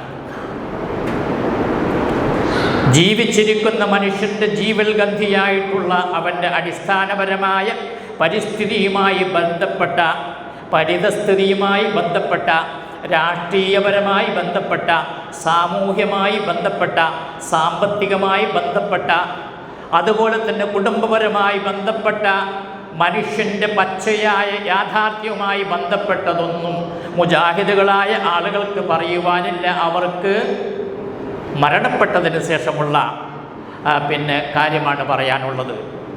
അപ്പോൾ അതിൽ നിന്ന് തന്നെ മനസ്സിലാക്കാം, ഒരു പരിഹാസ രൂപത്തിലാണ് അത് നമ്മെ സംബന്ധിച്ച് അവർ പറയുന്നത്. അപ്പോൾ അവരുടെ പ്രാധാന്യം അതിനല്ല. അവരുടെ പ്രാധാന്യം ലാ ഇലാഹ ഇല്ലല്ലാഹ്ക്കാണ്. പക്ഷേ ലാ ഇലാഹ ഇല്ലല്ലാഹ് കൊണ്ട് അവർ ഉദ്ദേശിക്കുന്നത് അള്ളാഹുവിൻ്റേതല്ലാത്ത ഭരണം ഭൂമിയിൽ ഉണ്ടാകാൻ പാടില്ല. അതാണ് അവരുടെ അർത്ഥം. ഇപ്പോഴുള്ള ജമാഅത്തുകാരത് സമ്മതിച്ചെന്ന് വരില്ല. പക്ഷേ ജമാഅത്തിൻ്റെ ആചാര്യനും അതിൻ്റെ ഉപജ്ഞാതാവുമായിട്ടുള്ള മൗലാന മൗദൂദി അദ്ദേഹത്തിൻ്റെ ഗ്രന്ഥങ്ങളിലും, പ്രത്യേകിച്ച് അദ്ദേഹം നടത്തിയ ഖുതുബകൾ, ക്രോഡീകരിക്കപ്പെട്ട ഖുതുബാത്ത് എന്ന ഗ്രന്ഥത്തിൻ്റെ 11-ാമത്തെ അധ്യായത്തിലും വളരെ വ്യക്തമായി പറഞ്ഞിട്ടുണ്ട്. ലാ ഇലാഹ ഇല്ലല്ലാഹ് എന്ന് പറഞ്ഞാൽ അള്ളാഹു അല്ലാതെ രാജ്യത്ത് ഭരണാധികാരിയില്ല. നമുക്ക് അങ്ങനെ ഒരാശയമില്ല. നമുക്ക് ഭരണം കിട്ടുമ്പോൾ നമ്മൾ ഇസ്ലാമികമായിട്ട് ഭരിക്കും. മഹാനായ ഇബ്രാഹിം നബി അലൈഹി ഇസ്ലാമിന് ഒരു വാർഡിൻ്റെ നേതൃത്വം കിട്ടിയിട്ടില്ല. 950 കൊല്ലം ഇസ്ലാമിക പ്രബോധനം അദ്ദേഹത്തിൻ്റെ ദൗത്യം അപ്രകാരം നിർവഹിക്കാൻ സാധിച്ചിട്ടില്ല. മൂസാ നബിക്ക് കിട്ടി, പക്ഷേ ബനൂ ഇസ്രായേലുകൾക്ക് വേണ്ട. ഫലസ്തീനിൽ പോകാൻ പറഞ്ഞു. അവർ പറഞ്ഞു, നീയും നിൻ്റെ റബ്ബും പോയിട്ട് യുദ്ധം ചെയ്തിട്ട് അവർ നല്ല പശ്ചാത്തലം ഉണ്ടാക്കുന്ന ഞങ്ങളാണ് വരാൻ. അപ്പോൾ ഇബ്രാഹിം നബിയാണ് പ്രവാചകന്മാരുടെ പിതാവെന്നറിയപ്പെടുന്നത്. ആ പ്രവാചകൻ ഒരു രാഷ്ട്രത്തിൻ്റെ തലവനായിരുന്നില്ല, ഭരണാധികാരിയായിരുന്നില്ല. മഹാനായ പ്രവാചകൻ മുഹമ്മദ് നബിയോട് അല്ലാഹു തആല പറയുകയാണ് പരിശുദ്ധ ഖുർആനിൽ 7 സ്ഥലത്ത് അനിത്തബി മില്ലത്ത ഇബ്രാഹിം, മുഹമ്മദ് നബി താങ്കൾ ഇബ്രാഹിമിൻ്റെ മില്ലത്തിനെയാണ്, ഇബ്രാഹിമിൻ്റെ ആദർശത്തെയാണ് പിൻപറ്റേണ്ടത് എന്ന് മുഹമ്മദ് നബിയോട് അല്ലാഹു പറയാണ്. ആ ഇബ്രാഹിം നബിയുടെ മില്ലത്ത് എന്താ? ഒരു രാജ്യം ഭരിക്കലായിരുന്നോ? രാജ്യഭരണം കിട്ടുമ്പോൾ അത് നീതിപൂർവ്വം ഭരിക്കണം. ഒരു വീട്ടിൻ്റെ അധികാരം നമുക്ക് കിട്ടുമ്പോൾ ആ വീട്ടിൻ്റെ അധികാരിയുടെ നീതികളും രീതികളും മര്യാദകളും ഉണ്ട്. മറ്റുള്ളവരോട് പെരുമാറേണ്ട, സഹവസിക്കേണ്ട രീതികളുണ്ട്. അതനുസരിച്ച് സഹവസിക്കണം. രാജ്യത്തിൻ്റെ ഭരണം കിട്ടുമ്പോൾ ആ ഭരണം നല്ല രീതിയിൽ പ്രജകളുടെ ക്ഷേമൈശ്വര്യങ്ങൾ ശ്രദ്ധിക്കണം, അതിന് പരിഗണന നൽകണം, അതിന് പ്രാമുഖ്യം നൽകണം. അവർക്കിടയിൽ നീതി പുലർത്തണം, നീതിപൂർവമായിട്ട് അവർക്കിടയിൽ ഹുക്കം വിധി നടത്തണം. അത്രയേ ഉള്ളൂ. കിട്ടിയില്ല എന്ന് വിചാരിച്ച് പ്രശ്നമില്ല. കാരണം അതല്ല ലക്ഷ്യം. പിന്നെന്താ ലക്ഷ്യം? എന്താ? അള്ളാഹു അല്ലാതെ ആരാധനക്കർഹനായി മറ്റാരുമില്ല. ഇതാണ് സമൂഹത്തെ പഠിപ്പിക്കുന്നത്. പക്ഷേ ഇന്ന് ലോകത്ത് ഏകദേശം 800 കോടിയോളം ജനങ്ങൾ ജീവിക്കുകയാണ്. ആ 800 കോടിയോളം ജനങ്ങളിലെ മഹാഭൂരിപക്ഷം ആളുകളും അള്ളാഹു അല്ലാത്തവരെയാണ് ആരാധിക്കുന്നത്. ഒരു പുൽക്കൊടി മുതൽ, ഒരു നൂല് മുതൽ, ഒരു ഭസ്മം മുതൽ, ഒരു മുടി മുതൽ അങ്ങോട്ട് വലിയ വലിയ വിഗ്രഹങ്ങളും പ്രതിമകളും പ്രതിഷ്ഠകളും വൃക്ഷങ്ങളും അതേപോലെ തന്നെ ചെടികളും മരങ്ങളും പലതും അവർ ആരാധിക്കുന്ന കൂട്ടത്തിലുണ്ട്. എന്നാൽ അള്ളാഹുവിടെ പറയുന്നതാകട്ടെ, അള്ളാഹു അല്ലാതെ ആരാധനക്കർഹനായിട്ട് മറ്റാരുമില്ല. അപ്പം ഞാൻ പറഞ്ഞത് അത് ജമാഅത്തുകാർ പറയുന്നുണ്ടല്ലോ, ഉണ്ട്. പക്ഷേ ഒന്നാം സ്ഥാനം അതിനല്ല. ഒന്നാം സ്ഥാനം രാജ്യത്തിൻ്റെ ഭരണത്തിനാണ്. ഇപ്പോൾ അവർ ഭരണഘടനയെ അംഗീകരിക്കുന്നു എന്ന് പറയുന്നു, തെരഞ്ഞെടുപ്പിൽ മത്സരിക്കുന്നു, തെരഞ്ഞെടുപ്പിൽ അതേപോലെ തന്നെ മറ്റുള്ളവരെ സഹായിക്കുന്നു, വോട്ട് ചെയ്യുന്നു. അവർ പറയുന്നത് ഇത് കുറുക്ക് വഴികളിലൂടെ, അതേപോലെ തന്നെ അവ്യക്തമായ വഴിയിലൂടെ ഞങ്ങളുടെ വാദമായ ഹുകൂമത്തെ ഇലാഹി സ്ഥാപിച്ചെടുക്കാനുള്ള യുക്തിയാണ് ഞങ്ങൾ ചെയ്യുന്നത്. അതുകൊണ്ടാണ് ഞങ്ങൾ നയം മാറ്റിയിട്ടുള്ളത്. ഇത് നയം മാറ്റമാണ്, ആദർശമാറ്റമല്ല. അപ്പോൾ അതും അത്രയേ ഉള്ളൂ. എങ്ങനെങ്കിലും ഇസ്ലാമിക ഭരണം കൈക്കലാക്കാൻ പറ്റുമോ? ഇതുവരെ അത് പാടുണ്ടായിരുന്നില്ല. കാരണം മൗദൂദ് പാടില്ല എന്ന് പറഞ്ഞേക്കണം. ഒരു രാജ്യത്ത് ഇസ്ലാമിക ഭരണം വരുന്നില്ലെങ്കിൽ പിന്നെ അവിടെ വേറെ ഭരണം ഉണ്ടാക്കാൻ വേണ്ടി നമ്മൾ ശ്രമിച്ചിട്ട് ഒരു കാര്യമില്ല. ലാത്തനെ അങ്ങ് മാറ്റിയിട്ട് ഉസ്സയെ ആരാധിക്കുന്നത് പോലെയാണ്. അതാ ബ്രിട്ടീഷുകാരുടെ ഭരണകാലത്ത് അവർക്കെതിരിൽ സലഫികൾ, വഹാബികൾ, മുജാഹിദുകൾ സമരം ചെയ്തപ്പോൾ ജമാഅത്തെ ഇസ്ലാമിക്കാർ എന്താ പറഞ്ഞത്? മൗദൂദി സാഹിബ് എന്താ പറഞ്ഞത്? എന്തിനാട്ടി ഓടിക്കണം? ഏകാധിപത്യ ഭരണം പോയി ജനാധിപത്യ ഭരണം വന്നാൽ ഒരു വിഗ്രഹം പോയി അനേകം വിഗ്രഹങ്ങൾ വരുന്നതിന് തുല്യമാണ്. ഒന്നുകൂടി പറഞ്ഞാൽ ലാത്തക്ക് പകരം ഉസ്സയെ സ്ഥാപിക്കൽ മാത്രമാണ്. ഇതാണോ നമ്മുടെ ആശയം? നമ്മുടെ ആശയം അതല്ല. നമ്മൾ മുസ്ലിങ്ങൾ ഭൂരിപക്ഷമുള്ള പ്രദേശത്തും ന്യൂനപക്ഷമായ പ്രദേശത്തും ലാ ഇലാഹ ഇല്ലല്ലാഹ് മുറുകെ പിടിച്ചുകൊണ്ട് ജീവിക്കണം. മഹാനായ പ്രവാചകൻ സല്ലല്ലാഹു അലൈഹി വസല്ലം 2 പ്രാവശ്യമായി മുസ്ലിങ്ങളെ ഹിജറ പറഞ്ഞയച്ചത് ഹബശയിലേക്കാണ്. റസൂലുള്ള മദീനയിലേക്ക് ഹിജറ പോകുന്നതിന് മുമ്പ് 2 പ്രാവശ്യം ഹിജറ പോയിട്ടുണ്ട് സഹാബിമാർ. ഒരു കൂട്ടത്ത് ഒരിക്കൽ 12 പേരും ഒരിക്കൽ 80 പേരും. എവിടേക്കാ പോയത്? ഹബശയിലേക്ക്, ഇന്നത്തെ എത്യോപ്യ. ആരാണ് അവിടെ രാജ്യം ഭരിക്കുന്നത്? ക്രിസ്ത്യാനിയായ ഒരു മനുഷ്യനാണ് രാജ്യം ഭരിക്കുന്നത്. ആ ക്രിസ്ത്യാനിയായ രാജാവിൻ്റെ കീഴിൽ ജീവിക്കുവാൻ വേണ്ടിയാണ് മുസ്ലിങ്ങളെ അങ്ങോട്ട് പറഞ്ഞയക്കുന്നത്. എന്തുകൊണ്ട് പറഞ്ഞയക്കുന്നു? രാജ്യം ആര് ഭരിച്ചാലും, ക്രിസ്ത്യാനികൾ ഭരിച്ചാലും ജൂതൻ ഭരിച്ചാലും അത് ലാ ഇലാഹ ഇല്ലല്ലാഹ്ക്ക് കോട്ടം പറ്റുന്നില്ല.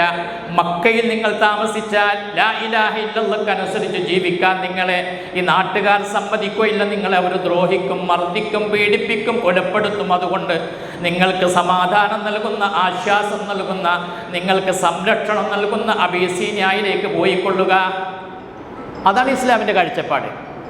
ഇന്ത്യ രാജ്യത്ത് 80% അമുസ്ലിങ്ങളാണ്. ഇവിടെ ഇസ്ലാമിക ഭരണം വന്നെങ്കിൽ ഇവിടുത്തെ ഇസ്ലാം പൂർണ്ണമാകും എന്ന് പറഞ്ഞാൽ മൗദൂദി സാഹിബ് എന്താ പറഞ്ഞത്? ഇസ്ലാമിക ഭരണമില്ലാത്ത നാട്ടിൽ ഇസ്ലാം എന്ന് പറഞ്ഞാൽ ഒരു വ്യക്തിയുടെ ഭാവനയിലെ വീട് പോലെയാണ്, സ്ഥാപിക്കപ്പെടാത്ത വീട് പോലെയാണ്. എൻ്റെ മനസ്സിൽ എനിക്കൊരു വീടുണ്ടാകണം എന്ന് ഞാനിങ്ങനെ ആശയം കൊണ്ട് നടക്കാം, ഉണ്ടായിട്ടില്ല. ഇതേപോലെയാണ് ഇസ്ലാമിക ഭരണമില്ലാത്ത രാജ്യത്തെ ഇസ്ലാം. സാങ്കല്പിക ഇസ്ലാമാണ്, യഥാർത്ഥത്തിൽ ഇസ്ലാമില്ല. അതിൽ നിന്ന് വ്യത്യസ്തമാണ് നമ്മൾ പറയുന്നത്. ജയിലിൽ അടക്കപ്പെട്ട ആളുടെ ഇസ്ലാം പോലും സമ്പൂർണ്ണമാണ്. രാജ്യത്തിൻ്റെ ഭരണം പോകട്ടെ, രാജ്യത്ത് സ്വതന്ത്രമായി പ്രവർത്തിക്കുന്ന അതിനുള്ള സാഹചര്യം പോകട്ടെ, ശത്രുക്കളുടെ മർദ്ദനങ്ങളോ പീഡനങ്ങളോ പട്ടാളക്കാരുടെ കയ്യേറ്റങ്ങളോ നിമിത്തം നാം ജയിലിലടക്കപ്പെട്ട് ഹ്രസ്വമായ ഖബറിന് തുല്യമായ ജയിലിലാണ് ജീവിക്കുന്നതെങ്കിലും ഒരു സത്യവിശ്വാസിക്ക് ലാ ഇലാഹ ഇല്ലല്ലാഹ് പൂർണ്ണമായി ഉൾക്കൊണ്ട് ജീവിക്കാൻ പറ്റും. അതാണ് നമ്മുടെ ആശയം. അവിടെ അള്ളാഹുവിനെ മാത്രം ആരാധിച്ച് ആ ഏകാന്തതയിൽ ഖബറിന് തുല്യമായ ജയിലിൽ അള്ളാഹുവിനോട് മാത്രം ഇസ്തിഗാനത്തും ഇസ്തിഗാസയും ദുആയും നടത്തിക്കൊണ്ട് മുവഹിദായിക്കൊണ്ട് അയാൾക്ക് മരിച്ചു പോകാൻ കഴിയും. അതാണ് നമ്മുടെ ആശയത്തിൻ്റെ, ആദർശത്തിൻ്റെ വ്യതിരക്ത. ജമാഅത്തേരുടെ ഇസ്ലാമിക ഭരണമില്ലെങ്കിൽ അവിടെ ഇസ്ലാം സമ്പൂർണ്ണമാവില്ല. രണ്ടാമത് നമ്മുടെ നാട്ടിലുള്ളത് സുന്നികളായ ആളുകളാണ്. സുന്നികളായ ആളുകളുടെ ആദർശമെന്ന് പറയുന്നത് എങ്ങനെ അത് വിശദീകരിക്കാം? ഇപ്പം ഈ അടുത്ത് ഈ കൊറോണയ്ക്ക് ശേഷം കുറേ വിശ്വാസങ്ങൾ കടന്നു വന്നിട്ടുണ്ട്. കറാമത്തുകൾ, മഹാന്മാരായ ആളുകളുടെ കറാമത്തുകൾ വന്നു പോയിട്ടുണ്ട്. എങ്ങനെ ഇപ്പോൾ അതൊക്കെ വിശദീകരിക്കുക? എന്താ ഈ സമൂഹത്തെ പറ്റി പറയാം? നൂഹ് നബി അലി ഇസ്ലാമിൻ്റെ കാലഘട്ടത്തിലെ ബഹുദൈവ ആരാധകരായ മുശ്രിക്കുകളെക്കാൾ അപകടകരമായ, മുഹമ്മദ് നബിയുടെ കാലഘട്ടത്തിലെ അബൂജഹലിനേക്കാളും ഉത്തുബത്തിനേക്കാളും ഷൈബത്തിനേക്കാളും അപകടകരമായ വിശ്വാസമാണ് മുസ്ലിം നാമധാരികളായ സുന്നികളെന്ന് പറയുന്ന, സമസ്ത എന്ന് പറയുന്ന ആളുകളുടെ വിശ്വാസത്തിലുള്ളത്. സുന്നികളല്ല, തികഞ്ഞ ഷിയാക്കളും അശ്അരികളുമാണ്. ഷിയാക്കളും അശ്അരികളുമാണ്. വിശ്വാസപരമായിട്ട് അങ്ങനെയാണ്, കർമ്മപരമായിട്ട് അങ്ങനെയാണ്. അവർക്ക് ദൈവമല്ലാത്ത, ദൈവിക ഇലാഹിയായ ഗുണങ്ങളില്ലാത്ത ഒന്നുമില്ല. എല്ലാറ്റിലും ഒരു ബർക്കത്തുണ്ട്, തബറുക്കുണ്ട്. ബർക്കത്ത് എന്ന് പറഞ്ഞാൽ അനുഗ്രഹം എന്ന് നമ്മൾ അർത്ഥം പറയുന്നു. ആ ബർക്കത്തിനെ പറ്റി അല്ലാഹു തആല പറയുന്നത് അത് അവൻ്റെ കയ്യിൽ മാത്രം സുരക്ഷിതമാണ്. തബാറക്കല്ലദീ ബിയദിഹിൽ മുൽക്കു. ആരുടെ കയ്യിലാണോ ഈ പ്രപഞ്ചത്തിൻ്റെ സമ്പൂർണമായ പിടുത്തവും നിയന്ത്രണവും ഉള്ളത്, അവൻ മാത്രമാണ് ബർക്കത്തുടയവൻ, അവൻ മാത്രമാണ് ബർക്കത്തുള്ളവൻ. അവൻ ബർക്കത്ത് നൽകിയെങ്കിൽ മാത്രമേ മറ്റവർക്ക് ജീവിച്ചു പോകാൻ കഴിയൂ. ഒരു സത്യവിശ്വാസി 5 സമയത്ത് നമസ്കാരത്തിൽ, ആ നമസ്കാരത്തിൻ്റെ അവസാനത്തിൽ മുഹമ്മദ് നബിക്ക് വേണ്ടി പ്രാർത്ഥിക്കുന്നത് അല്ലാഹുമ്മ ബാരിക് അലാ മുഹമ്മദിൻ വഅലാ ആലി മുഹമ്മദിൻ കമാ ബാറക്ത അലാ ഇബ്രാഹിമ വഅലാ ആലി ഇബ്രാഹിം ഇന്നക ഹമീദും മജീദ്. അല്ലാഹുവേ, മുഹമ്മദ് നബിക്ക് നീ ബർക്കത്ത് നൽകണമേ. നല്ല ശ്രദ്ധിക്കണം. സാധാരണക്കാരായ നമ്മൾ മുഹമ്മദ് നബിക്ക് അള്ളാഹിൻ്റെ ബർക്കത്ത് ഉണ്ടാകാൻ വേണ്ടി പ്രാർത്ഥിക്കുകയാണ്. അത് നിർബന്ധമാണ്, എങ്കിലേ നമസ്കാരം ശരിയാവുള്ളൂ. നമസ്കാരത്തിൻ്റെ ഫറളാണ് സ്വലാത്ത്, അവസാനത്തെ റക്അത്തിലെ. മുഹമ്മദ് നബിക്ക് ബർക്കത്ത് കൊടുക്കാൻ നമ്മളോ അങ്ങോട്ട് പ്രാർത്ഥിക്കാം. എന്നിട്ട് സകല അണ്ടനും അടകോടനും, അതേപോലെ തന്നെ മുടിയും ഭസ്മങ്ങളും, അതേപോലെ തന്നെ പ്രവാചകൻ്റെ അവശിഷ്ടങ്ങളും, ചില ആൾക്കാർ ബോഡി വേസ്റ്റ് എന്ന് പറഞ്ഞില്ലേ, ആ ജാതി സാധനങ്ങളും തബറുക്കെടുക്കുക, ബർക്കത്തെടുക്കുക. അങ്ങനെ പദപ്രയോഗം തന്നെ ഇസ്ലാമിലില്ല. ഇസ്ലാമിൻ്റെ ഭാഷയിൽ ഈ അടുത്ത കാലത്ത് വന്നത് ഈ തബറുക്ക്, ബർക്കത്തെടുക്കൽ. അങ്ങനെ സംഗതി എന്നല്ല, ബർക്കത്തെടുക്കലാണ്. ഏതവിടെ ബർക്കത്തല്ലാത്തുള്ളത്?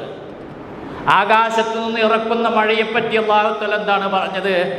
മാഅം മുബാറക്ക, ബർക്കത്താക്കപ്പെട്ട വെള്ളം എന്നാണ്. എന്താ അതിൻ്റെ അർത്ഥം? എങ്ങനെ മഴവെള്ളം കൊണ്ട് നമ്മൾ ബർക്കത്തെടുക്കുക? ഒരു ഔലിയാൻ തൊപ്പിയ പിന്നെ കിണറ്റിലെ വെള്ളം ബർക്കത്തെടുക്കണേ നമ്മൾ കണ്ടിട്ടുണ്ട്. അതെന്താ? ആ വെള്ളം കൊടുക്കുക, എന്നിട്ട് കാശ് വാങ്ങാം. ബർക്കത്ത് കൊടുക്കുക, കാശ് ഇങ്ങോട്ട് വാങ്ങാം. അതാ ബർക്കത്തെടുക്കുക എന്നുള്ള അതാണ്. പണം ഉണ്ടാക്കുക എന്നാണ് അർത്ഥം. അത് നല്ല ബർക്കത്താണ്, ഐശ്വര്യം, പൈസ എല്ലാം ഉണ്ടാവും. എത്ര ഉണ്ടാക്കിയാലും ഉണ്ടാവില്ല, അത് വേറെ കാര്യം. കാരണം താനൂരൊരു ഔലിയ വന്നിട്ട് കടലിലേക്ക് തുപ്പിയിട്ട് കടലിൽ നിന്നാണ് വെള്ളം കോരിക്കൊടുത്തിരുന്നു. എന്നിട്ട് മരിക്കുമ്പോൾ അയാൾക്ക് കിട്ടിയ പേര് ഫക്കീർ പാപ്പാന്ന്. അവസാനം മൂപ്പര് ഫക്കീർ തന്നെ. കടലിലെ വെള്ളം മുഴുവൻ കൊടുത്തിട്ട് അവിടേക്ക് തുപ്പി. എപ്പോഴും ഉമിനീര് വരില്ലല്ലോ, ആൾക്കാർ പാത്രം കൊണ്ട് വരിക. അപ്പോൾ തുപ്പിയിട്ട് പിന്നെ ചോരയായി. അവസാനം ഒരു ഹിക്മത്തിലെത്തി. പിശാച് നല്ല ഹിക്മത്തുള്ള ആളെ പറഞ്ഞു കൊടുത്തു, ഒരു കാര്യം ചെയ്യുക, ഈ സമുദായം ഇത്രയും അന്ധമായി വിശ്വസിക്കുന്ന സ്ഥിതിക്ക് അവരെ കൊണ്ടൊരു ആശയം പഠിപ്പിക്കുക. കടലിലേക്ക് ഒരൊറ്റ തുപ്പ്, പിന്നെ തുപ്പണ്ടല്ലോ. എന്നിട്ട് ആ കടലിലെ വിറ്റ് പിന്നെ വെള്ളം മുഴുവൻ ആ മനുഷ്യൻ വിറ്റിട്ട് മരിക്കുന്ന സമയത്ത് പേര് കിട്ടിയത് ഫക്കീർ ഉപ്പാപ്പാന്ന്. ദരിദ്രം എന്നാണ് ഫക്കീറിൻ്റെ അർത്ഥം. ദരിദ്രനായിട്ടാണ് മരിച്ചുപോയി. ഈ ആൾക്കാരോടാ പ്രാർത്ഥന. ബർക്കത്തിന് തങ്ങന്മാർ, ബീവിമാർ, അത് ദവാത്തുകളെ കൊണ്ടുള്ള ഞാഥാറുകൾ, മുടി, അതേപോലെ തന്നെ പിന്നെ പ്രവാചകൻ്റെ ഉപയോഗിച്ചിട്ടുള്ള പാത്രങ്ങൾ, നഖം, വിയർപ്പ്, മൂത്രം, പിന്നെ അതിൻ്റെ അപ്പുറത്തുള്ളതുണ്ടല്ലോ, ഇതൊക്കെ ബർക്കത്തിന് വേണ്ടിയിട്ട് ഉപയോഗിക്കാം. ഹദീസ് ഗ്രന്ഥങ്ങളിലുണ്ട് നബി സല്ലല്ലാഹു അലൈഹി വസല്ലമയുടെ മൂക്കിൽ നിന്ന് വരുന്ന മൂക്കട്ട അത് സഹാബികൾ ഇങ്ങനെ ശരീരത്തിൽ വെച്ച് തേക്കായിരുന്നു. ആരാത്? എവിടെ? ആരെ പറ്റി പഠിപ്പിക്കുന്നത്? ഏത് നബിനെ പറ്റി പഠിപ്പിക്കും? വൃത്തി എന്താണ് എന്ന് ലോകത്തെ പഠിപ്പിച്ച പ്രവാചകന നബി. ഒരിക്കൽ നബി സല്ലല്ലാഹു അലൈഹി വസല്ലമയെ കാണുന്നതിന് വേണ്ടി കുറച്ച് ദൂരത്തുനിന്ന് 100 ആളുകൾ വന്നു. ആ ആളുകൾ വന്നപ്പോൾ പ്രവാചകന്റെ അനുചരന്മാർ കൈ കഴുകുകയും മുഖം കഴുകുകയും വുളൂ ചെയ്യുകയും ചെയ്യുകയാണ്. അവരവരുടെ പ്രദേശത്ത് നാട്ടിലേക്ക് തിരിച്ചു എന്നിട്ട് പറയുകയാണ്, ഞങ്ങളൊരു നേതാവിനെയും അനുയായികളെയും കണ്ടു. വഹും യഗ്സിലൂനൽ അഗ്ളാ, അവർ അവയവങ്ങൾ കഴുകി വൃത്തിയാക്കുന്നവരാണ്. അപ്പോൾ ആ സാധുക്കൾ കുളിക്കലെന്നല്ല, അതല്ലേ നബി പറഞ്ഞത്? മെമ്പർ കയറിയിട്ട് എടാ വെള്ളിയാഴ്ചയെങ്കിലും കുളിച്ച് വരണം എന്ന് പറഞ്ഞു. നമ്മൾ തമാശക്കഥ പറയാറ്. നബി ഇത് കാര്യമായിട്ട് വേണത് സഹാബികളോട്. നാറിയിട്ട് വയ്യ, വിയർപ്പേ, കുളിച്ചിട്ടില്ല അറബികൾ. കുളിക്കാൻ പഠിപ്പിച്ചത് പ്രവാചകനാണ്. ആ പ്രവാചകൻ്റെ ഭക്ഷണത്തിൻ്റെ അവശിഷ്ടങ്ങൾ പുറത്തു പോകുന്നത് സൂക്ഷിച്ച് കുടിക്കുകയും അത് ഭക്ഷിക്കുകയും ചെയ്തിരുന്നു എന്നാണ് പറയുന്നത്. അതുകൊണ്ട് അതിനൊക്കെ ബർക്കത്തുണ്ട്. അത് സുന്നികൾ മാത്രമല്ല, ഒരു കാലത്ത് മുജാഹിദായിരുന്ന ആളുകളും അപ്രകാരം ഇപ്പോൾ പറഞ്ഞുകൊണ്ടിരിക്കുകയാണ്. തബറുക്കിൽ നിന്ന് പറയാൻ പറ്റില്ല, ഷറഫാക്കപ്പെട്ട മുടി എന്നാണ് പറയുന്നത്. മഹാനായ പ്രവാചകന്റെ മുടിയെപ്പറ്റി എവിടെ രേഖപ്പെടുത്തിയോ അശ്ശഉറു ശരീഫു, ഷറഫാക്കപ്പെട്ട മുടി എന്ന് പറഞ്ഞിട്ടില്ല. അൽവുഫുറു ശരീഫു, ഷറഫാക്കപ്പെട്ട നഖം എന്ന് പറഞ്ഞിട്ടില്ല. അൽ ബൗലു ശരീഫു, ഷറഫാക്കപ്പെട്ട മൂത്രമെന്ന് പറഞ്ഞിട്ടില്ല. അൽ അറഖു ശരീഫു, ഷറഫാക്കപ്പെട്ട വിയർപ്പെന്ന് പറഞ്ഞിട്ടില്ല. അത് നബിയാകുന്നതിന് മുമ്പേ പ്രവാചകന്റെ ശരീരത്തിലുള്ളതാണ്. അന്നതെന്താ ചെയ്തിരുന്നത്? പ്രവാചകനാകുന്നതിന് മുമ്പ് എന്താണ് ചെയ്തിരുന്നത്? അത് തന്നെയാണ് പ്രവാചകത്വത്തിന് ശേഷവും അവർ ചെയ്തത്. ഇസ്ലാമിനെ അപമാനിക്കുവാനും ഇസ്ലാമിനെ അപകീർത്തിപ്പെടുത്തുവാനും മഹാനായ പ്രവാചകന്റെ പേരിൽ ഇല്ലാത്ത കള്ളക്കഥകൾ കെട്ടിപ്പറഞ്ഞ് വൃത്തി എന്താണെന്നും ശുദ്ധി എന്താണെന്നും നമ്മെ പഠിപ്പിച്ച അത്തഹൂറു ശത്രുൽ ഈമാൻ, ശുദ്ധി ഈമാനിൻ്റെ നേർപകുതിയാണെന്ന് നമ്മെ പഠിപ്പിച്ച പ്രവാചകന്റെ മാലിന്യമായ നജസായി പ്രവാചകന് പഠിപ്പിച്ച മൂത്രവും കാഷ്ടവും പ്രവാചകൻ്റേത് വിശുദ്ധമാണ്, അല്ല നജസല്ലെന്ന് മാത്രമല്ല അത് ഷറഫാക്കപ്പെട്ടതാണ്, അത് ഉപയോഗിക്കാം. അതുകൊണ്ട് രോഗശമനം കണ്ടെത്താം. അവിടെ ജനങ്ങൾ നിൽക്കുന്നത്. അവരോടാണ് നമുക്ക് ദഅവത്ത് നടത്താനുള്ളത്. അവരോടാണ് നമുക്ക് ദഅവത്ത് നടത്താനുള്ളത്. വളരെ അപകടകരമായ വിശ്വാസത്തിലാണ്. അതാണ് നമ്മുടെ വ്യതിരക്തത എന്ന് പറയുന്നത്. ഇവിടെ മുസ്ലിങ്ങളുണ്ട്, സംഘടനകളുണ്ട്. നമ്മളെക്കാൾ കെട്ടും മട്ടും ഉള്ള സംഘടനകളുണ്ട്. വളരെ പ്രബലമായ സംഘടനയുണ്ട്. കേഡർ സ്വഭാവമുള്ള സംഘടനകളുണ്ട്. നമ്മുടെ അതില്ലല്ലോ. ഏതൊരാൾക്കും വരാം, പോകാം, കടന്നു വരാം, പുറത്തു പോകാം. ഈ ജാതി സ്വഭാവമുള്ള സംഘടന ലോകത്തെവിടെയെങ്കിലും ഉണ്ട്? ഒരു കേഡർ സ്വഭാവമില്ല. പൗരോഹിത്യത്തിൻ്റെതായിട്ടില്ല, നിയമപരമായിട്ടുമില്ല. അപ്പോൾ എല്ലാ അർത്ഥത്തിലും നല്ല സംഘമാണെങ്കിലും പക്ഷെ വിശ്വാസം വളരെ അപകടമാണ്. എട്ടുകാലി വലയേക്കാൾ ദുർബലമാണ്. അള്ളാഹു അല്ലാത്തവരെ സഹായികളായി സ്വീകരിക്കുന്ന ആളുകൾ ബൈത്തിൽ അങ്കബൂത്തിൻ്റെ എട്ടുകാലിയുടെ വീട് പോലെയാണ്. വഇന്ന ഔഹനൽ ബുയൂത്തി ലബൈത്തുൽ അങ്കബൂത്തി ലൗ കാനൂ യഅലമൂൻ. വീടുകളുടെ കൂട്ടത്തിൽ ഏറ്റവും ദുർബലമായ വീട് എട്ടുകാലിയുടെ വീടാണ്. അതാണ് അള്ളാഹു അല്ലാത്ത ഔലിയാക്കളെ സ്വീകരിക്കുന്ന ആളുകളുടെ ഉദാഹരണം. എട്ടുകാലി വലയുടെ ആ നൂലുകൾ കണ്ടിട്ടില്ലേ? അതൊന്നും, ആ നൂല് 16 ഇഴ ചേർന്നതാണ് അതിലെ ഒരു നൂല്. അതിൽ 16 ഇഴയുണ്ട്. എന്നിട്ട് അതിൻ്റെ വലുപ്പം എത്രയാണ്? ഒരു ചെറിയ പ്രാണി വന്നാൽ ആ മാറാൽ അതിലവിടെ ചിലന്തി വലയിൽ തടഞ്ഞു നിൽക്കും. ഒരിത്തിരി ഭാരമുള്ളൊരു വണ്ട് വന്നാലോ ഒരു കല്ല് വീണാലോ ആ എട്ടുകാലി വല തുളച്ച് അത് താഴോട്ട് പോകും. അത്ര ദുർബല.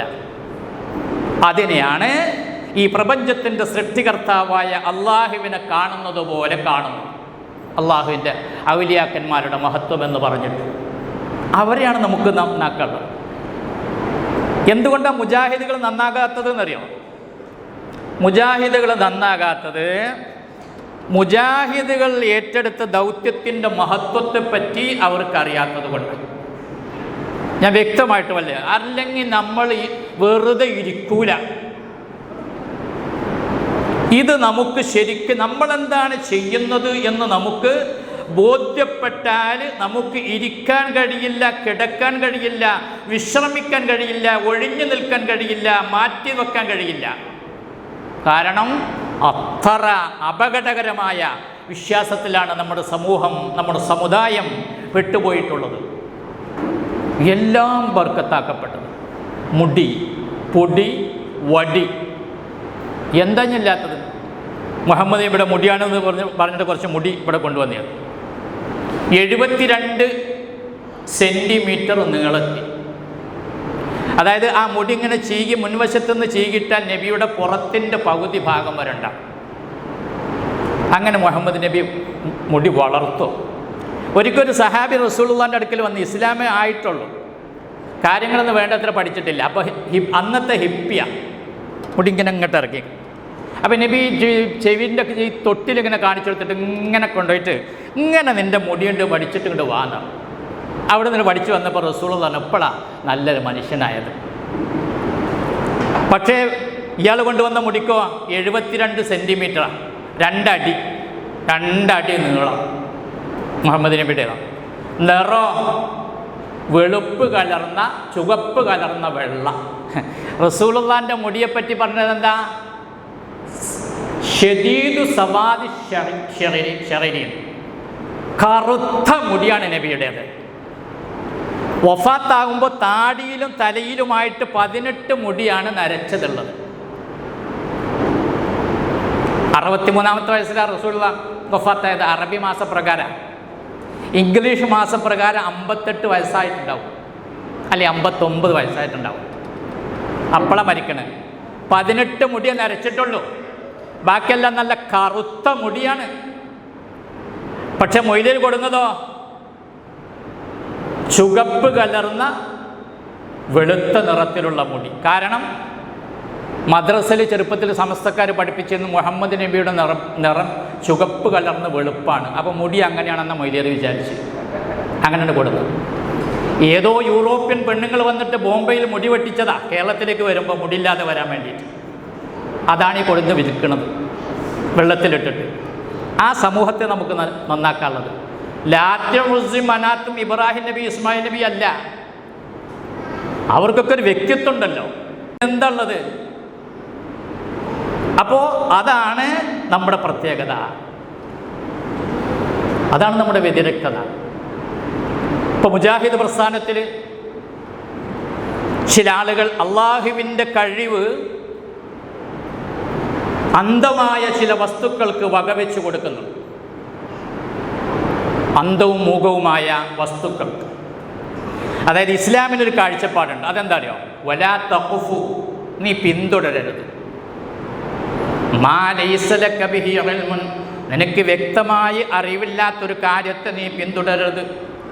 കാരണം ഇന്ന സമഅ വൽ ബസറ വൽ ഫുആദ, നിനക്ക് ഞാൻ എൻ്റെ അനുഗ്രഹമായി നൽകിയ നിൻ്റെ കണ്ണുകളും കാതുകളും നിൻ്റെ ചിന്താശക്തിയായ ബുദ്ധിയും കുല്ലു ഉലൈക കാന അൻഹു മസ്ഊല, എന്തിനു വേണ്ടിയാണ് നീ അത് ഉപയോഗപ്പെടുത്തിയത് എന്ന്, ഇന്ന വിഷയത്തിൽ എന്തുകൊണ്ട് നീ അത് ഉപയോഗപ്പെടുത്തിയില്ല എന്ന്, എന്തുകൊണ്ട് നീ കാണേണ്ട രൂപത്തിൽ കണ്ടില്ല എന്ന്, കേൾക്കേണ്ട രൂപത്തിൽ കേട്ടില്ല എന്ന്, ചിന്തിക്കേണ്ട രൂപത്തിൽ ചിന്തിച്ചില്ല എന്ന് അല്ലാഹു തആല പരലോകത്ത് ചോദ്യം ചെയ്യുമെന്ന് വിശുദ്ധ ഖുർആൻ വ്യക്തമായിട്ട് പറയുകയാണ്. അപ്പം നമ്മൾ എന്ത് ചെയ്യരുത്? വ്യക്തമായ അറിവില്ലാത്ത ഒന്നിൻ്റെയും പിന്നാലെ പോകരുത്. എന്നാൽ നമുക്ക് ആലോചിച്ച് നോക്കാം. ഒരു ജൂതനായ മനുഷ്യൻ, ജൂതനെ അത് ചെയ്യും. ഒരു ജൂതനായ മനുഷ്യൻ മഹാനായ നബി സല്ലല്ലാഹു അലൈഹി വസല്ലമയുടെ തലയിൽ നിന്ന് ചീകുമ്പോൾ പുറത്തു വന്നിരുന്ന മുടി അത് ശേഖരിക്കാൻ അവിടെ ഖിദ്മത്ത് ചെയ്യുന്നൊരു പെണ്ണിനെ ഏൽപ്പിച്ചു. അങ്ങനെ ഹദീസിലുള്ളത്. എന്നിട്ട് കുറച്ച് മുടിയുണ്ട് എടുത്തു, 5-6 മുടി. പ്രവാചകൻ തല ചീകാൻ വേണ്ടി ഉപയോഗിക്കുന്ന ചീപ്പിൻ്റെ ഏതാനും പല്ലുകളും ഈ 2 സാധനം അത് മക്കയിലും മദീനയിലും സുലഭമായി കിട്ടുന്ന ഈത്തപ്പന കുലയുടെ ഒരു കോമ്പോളയിൽ അതുണ്ടാകുന്ന അതിൻ്റെ ആ പാത്രം ഉണ്ടല്ലോ, അതിൽ ദർവാൻ എന്ന പേരുള്ള ഒരു കിണറിൽ ഒരു പാറക്കല്ലിൻ്റെ അടിയിൽ കൊണ്ടുപോയി വെച്ചു. ഇതേ ആൾ ചെയ്തിട്ടുള്ളൂ. പിന്നെ വേറൊന്നും ആൾക്ക് ചെയ്യാൻ പറ്റിയിട്ടില്ല.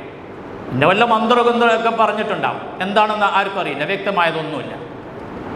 പക്ഷേ ആ രണ്ട് വസ്തുക്കൾ ഏതപ്പം മുടി?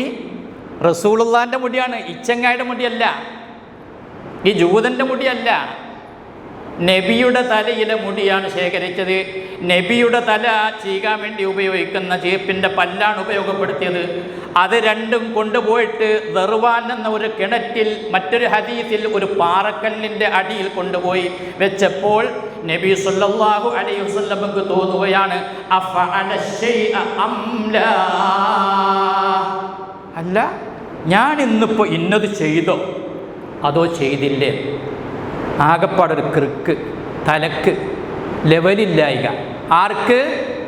ലോകത്തെ ഏറ്റവും പ്രഗത്ഭനായ, അള്ളാഹുവിൻ്റെ ഏറ്റവും വലിയ സംരക്ഷണമുണ്ടെന്ന് വിശുദ്ധ ഖുർആൻ അറിയിച്ച വല്ലാഹു യഅസിമുക മിനന്നാസി, ജനങ്ങളിൽ നിന്ന് വരുന്ന ഇതുപോലെയുള്ള അപകടങ്ങളിൽ നിന്ന് നബിയെ അങ്ങേ അല്ലാഹു തആല കാത്തു രക്ഷിക്കുന്നതാണ്, അവൻ്റെ പ്രത്യേകമായ സംരക്ഷണമുള്ള മാസൂമാണ് തങ്ങളെന്ന് പറഞ്ഞ ആ മഹാനായ മുഹമ്മദ് നബിക്ക് നമ്മുടെ നാടൻ ഭാഷയിൽ പറഞ്ഞാൽ വട്ടുണ്ടാവുക. ഇത് വിശ്വസിച്ചവനാണ് മുജാഹിദ് എന്ന് സർക്കുലർ അയച്ചാൽ എന്താ അർത്ഥം? സർക്കുലർ എന്താ? ഔദ്യോഗികമാണ്. നമുക്ക് ഖുർആൻ ഇറക്കി തന്നില്ലേ ഭരണഘടന, അതേപോലെയാണ് സർക്കുലർ. ഒരു സംഘടനയുടെ ഔദ്യോഗിക രേഖയാണ് സർക്കുലർ. ആ സർക്കുലറിലാണ് പറയുന്നത് അപ്രകാരം വിശ്വസിച്ചെങ്കിലാണ് ആ മുജാഹിദാകാൻ പറ്റുള്ളൂ. അപ്പോൾ KNM എന്ന സംഘടനയിൽ നിൽക്കണമെങ്കിൽ CD ടവർ പ്രവർത്തിച്ചുകൊണ്ടിരിക്കുന്ന CD ടവറിൽ പ്രവർത്തിച്ചുകൊണ്ടിരിക്കുന്ന KNM ആകണമെങ്കിൽ മുഹമ്മദ് നബിക്ക് അദ്ദേഹത്തിൻ്റെ മുടികളും അദ്ദേഹത്തിൻ്റെ തന്നെ ചീപ്പിൻ്റെ പല്ലുകളും അദ്ദേഹത്തെ ശാരീരികമായിട്ടല്ല മാനസികമായിട്ട് തളർത്തി, ബോധം നഷ്ടപ്പെട്ടു. എന്തൊക്കെ ഹദീസിൽ പറഞ്ഞതെന്നറിയോ? അബ്സറ ബസറഹു, ചിലപ്പോൾ നബിക്ക് കണ്ണിൻ്റെ കാഴ്ച നഷ്ടപ്പെട്ടു. ഹദീസിലുള്ളതാ. ഇവരതൊന്നും പറയില്ല, അത് മുഴുവൻ പറയില്ല. അതേപോലെ തന്നെ ഇന്ന് ഏത് ഭാര്യയുടെ അരികിലാണ് എൻ്റെ ഊഴമെന്ന് റസൂലുള്ളാഹിക്ക് അറിയാതെ പോയി. നബി വഫാത്താകുന്ന സമയത്ത്, വഫാത്താകാൻ ഒരു 10-11 ദിവസം ഉണ്ടായിരിക്കും, നബിക്ക് വല്ലാത്തൊരു പനി വന്നപ്പോൾ നബി ഒരിക്കൽ ചോദിച്ചു, നാളെ എൻ്റെ ഊഴം ഏതാണ്? അത് നബിക്ക് അറിയാതെ ചോദിച്ചതല്ല, അറിഞ്ഞിട്ട് തന്നെ ചോദിച്ചത്. എന്താ അറിയാം? നബിക്കിപ്പോൾ തീരെ സുഖമില്ല, നല്ല പനിയാണ്, അതിലാണല്ലോ വഫാത്താകുന്നത്. അപ്പം നബിയെ താങ്ങാനും പിടിക്കാനും ആരോഗ്യമുള്ള ഒറ്റ ഭാര്യയുള്ളൂ, ആയിഷ റളിയല്ലാഹു അൻഹ. അപ്പം അവരെ കിട്ടണം, അവരെടുത്ത് ദ്രാപ്പാർക്കണം. പക്ഷേ മറ്റു ഭാര്യമാർക്ക് ഊഴം നിശ്ചയിച്ചു കൊടുത്തതാണല്ലോ, അതിനോട് നീതികേട് കാണിക്കാൻ പറ്റില്ലല്ലോ. അപ്പോൾ അതുകൊണ്ട് അവരുടെ സമ്മതം കിട്ടാൻ വേണ്ടി നബി ചോദിക്കുകയാണ്, നാളെപ്പോൾ ഞാൻ എവിടെ പോകേണ്ടത്, എവിടെ കിടക്കേണ്ടത്? അപ്പോൾ നബിയുടെ മറ്റ് പത്നിമാർക്ക് മനസ്സിലായി നബി ഉദ്ദേശിക്കുന്നതാണ് ഇന്നതാണ്.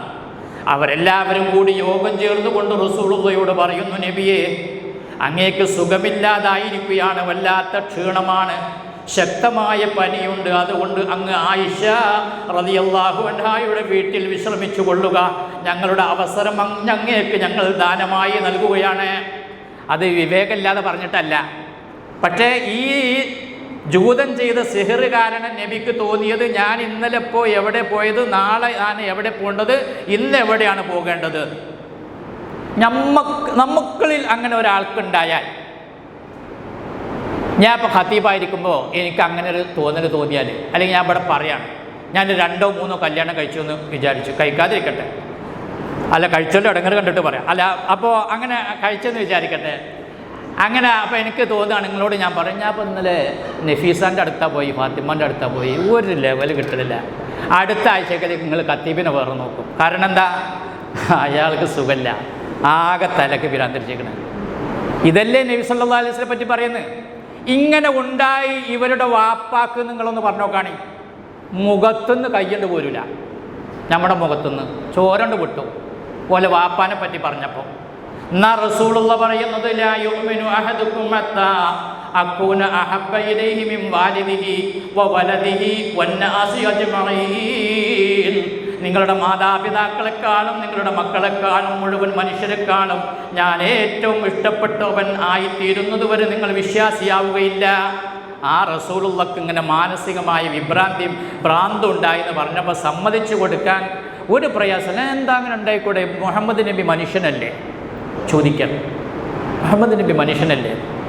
ഇവിടെ മനുഷ്യനാണെങ്കിലും മലക്കാണെങ്കിലും ഈ പിന്നെ ചീർപ്പിനും ഈ മുടിക്കും മുഹമ്മദ് നബിയുടെ മാനസികമായ ആ സുസ്ഥിതിയിൽ മാറ്റം വരുത്താൻ എങ്ങനെയാണ് സാധ്യമായത്? അതാണ് ഇവിടെ പ്രശ്നം. ആരാ പ്രവർത്തിച്ചത്? ആരാണ് ഫാഇൽ? കർത്താവ് ആരാണ്? എന്താണ് സബബ്? കാര്യകാരണം ഏതാണ് വഴി? അതാണ് നമുക്കറിയേണ്ടത്. ഇല്ല എങ്കിൽ ആ വിശ്വാസം തൗഹീദിനെതിരാണ്. ആ വിശ്വാസമുള്ളവരാണ് CD ടവറുകാർ. ആ വിശ്വാസം അതിനേക്കാൾ കഠിനമുള്ളവരാണ് നമ്മുടെ വിസ്റ്റങ്കാർ. ആ വിശ്വാസം ഒഴുക്കം മട്ടിലുള്ളവരാണ് നമ്മുടെ സുന്നികൾ. ആ വിശ്വാസം ശക്തമായിട്ടുള്ള വിഭാഗമാണ് ലോകത്ത് ജൂതന്മാർ. അതാ നമ്മുടെ വ്യതിരക്തത. നമ്മളതിൽ വിശ്വസിക്കൂല. തെളിവുണ്ടോ എന്നാ വിശ്വസിക്കും. മാ അന്ത ബിനിഅമതി റബ്ബിക ബിമജ്നൂൻ. അള്ളാഹുവിൻ്റെ അപാരമായ അനുഗ്രഹത്താൽ നബിയെ താങ്കൾ ഒരിക്കലും ഭ്രാന്തനായിട്ടില്ല. ഒരു പ്രയാസം ഉണ്ടായിട്ടില്ല. മനസ്സിന് ഒരു പ്രയാസവും അങ്ങനെയുള്ള ഒരാശങ്കയും പ്രവാചകനുണ്ടായിട്ടില്ല. അപ്പം ഞാൻ പറയുന്നത് നമ്മുടെ ആദർശത്തിൻ്റെ വ്യതിരക്തതയാണ് മറ്റുള്ളവരിൽ നിന്ന്. ഇതാണ് നമ്മുടെ വ്യതിരക്തത. പ്രമാണമുണ്ടോ? ആ പ്രമാണവും നമ്മുടെ ബുദ്ധിയുമായിട്ട് യോജിച്ചു വരുന്നുണ്ടോ? നമ്മുടെ മതം എന്ന് പറയുന്നത് ബുദ്ധിക്ക് വിരുദ്ധമായ മതമല്ല, ബുദ്ധി ഉൾക്കൊള്ളാൻ പറ്റുന്ന മതമാണ്. ഇസ്ലാമിനെ പറ്റി പരിചയപ്പെടുത്തുന്നിടത്ത് നഖലിയായ രേഖയേക്കാൾ പ്രമാണമായിട്ടാണ് അഖലിയായ രേഖയെ കണക്കാക്കിയിട്ടുള്ളത്. ബുദ്ധിപരമായ പ്രമാണമാണ് ആദ്യം വേണ്ടത്. ഈ പ്രപഞ്ചത്തിനൊരു സൃഷ്ടാവുണ്ട് എന്ന നഖലിയായ അള്ളാഹുവിൻ്റെ ആ പ്രമാണത്തെക്കാൾ ശക്തമാണ് അഖലിയായ തെളിവ്. കാരണം ബുദ്ധി പറയുന്നുണ്ട് ഈ പ്രപഞ്ചത്തിൻ്റെ പിന്നിലൊരു സൃഷ്ടാവുണ്ട്. ഖുർആൻ പറഞ്ഞതിനേക്കാൾ ആളുകൾക്ക് അങ്ങനെയാണ് അത് ബോധ്യപ്പെടുക. അതാണ് ഇസ്ലാം. അഖലിയായ തെളിവാണ്, ബുദ്ധിപരമായ തെളിവാണ് ഇസ്ലാമിൽ ഒന്നാമത്തെ സ്ഥാനം. അതിനെ ശക്തിപ്പെടുത്തുകയാണ് നഖലിയായ തെളിവ് ചെയ്യുന്നത്. മനസ്സിലായോ? പക്ഷേ ഇത് അഖലിനോട് യോജിക്കുന്നില്ല. മുഹമ്മദ് നബിക്ക് അങ്ങനെ സംഭവിച്ചു എന്ന് വിശ്വസിക്കാൻ നമ്മുടെ മനസ്സ് സമ്മതിക്കുന്നില്ല. അതാണ് നമ്മുടെ പ്രത്യേകത. നമ്മളത് അംഗീകരിക്കില്ല. പരലോകത്ത് ചെല്ലുമ്പോൾ വിചാരണ ഉണ്ടാകും. അള്ളാഹുവിൻ്റെ റസൂലിന് സിഹ്ർ ബാധിച്ചു എന്ന് എന്തുകൊണ്ട് വിശ്വസിച്ചില്ലടാ എന്ന് ചോദ്യം ഉണ്ടാവും. എൻ്റെ പ്രവാചകൻ, ഞാൻ നിയോഗിച്ചയച്ച എൻ്റെ സംരക്ഷണത്തിലുള്ള പ്രവാചകന് ജൂതനായ ഒരു വ്യക്തി സിഹ്ർ ചെയ്ത കാരണത്താൽ അദ്ദേഹത്തിന് സിഹ്ർ ബാധിച്ചു എന്ന് എന്തുകൊണ്ട് നീ വിശ്വസിച്ചില്ല? അതുകൊണ്ട് നീ നരകത്തിലേക്ക് പോകണം എന്ന് അല്ലാഹു തആല പറയുമോ? നമുക്ക് മറിച്ച് പറയാം, റബ്ബേ നിൻ്റെ പ്രത്യേകമായ സംരക്ഷണമുള്ള, നീ ആദരിച്ചും ബഹുമാനിച്ചിട്ടുമുള്ള, എല്ലായ്പ്പോഴും നിൻ്റെ ശ്രദ്ധയും ജാഗ്രതയും ഉണ്ടായിരുന്ന നിൻ്റെ പ്രവാചകന് കേവലം ഒരു ജൂതൻ, ആ പ്രവാചകൻ്റെ തന്നെ തലയിൽ ഉണ്ടായിട്ടുള്ള മുടിയും ആ പ്രവാചകൻ ഉപയോഗിച്ചുന്ന ചീർപ്പിൻ്റെ പല്ലുകളും ആ പ്രവാചകൻ്റെ സുബോധത്തെ നഷ്ടപ്പെടുത്തി എന്ന് പറയുന്നത് വിശ്വസിക്കാൻ ഞങ്ങൾക്ക് സാധിച്ചില്ല പടച്ചവനെ. തിരുനബിയിലേക്ക് അത് ചേർത്ത് പറയാൻ ഞങ്ങൾക്ക് കഴിഞ്ഞില്ല പടച്ചവനെ എന്ന് പറഞ്ഞാൽ അവർക്കല്ലേ രക്ഷ കിട്ടുക? അപ്പം ഞാൻ ആശയത്തെ വിപുലീകരിച്ച് പറയല്ല, ഇതൊക്കെ നമുക്കറിയാവുന്നതാണ്. അതുകൊണ്ടാണ് മർക്കസുദ്ദഅവയുടെ വ്യതിരക്തത. അപ്പം ഞാൻ ആ ഭാഗം നീട്ടി പറയല്ല. അപ്പം നമ്മൾ എന്തിനാണ് ഇവിടെ നിൽക്കുന്നത്? ശരിയായ തൗഹീദ് ജനങ്ങളെ പഠിപ്പിക്കാൻ. ഞാൻ അവസാനിപ്പിക്കുകയാണ്. ലോകത്തിങ്ങനൊരു സംരംഭം,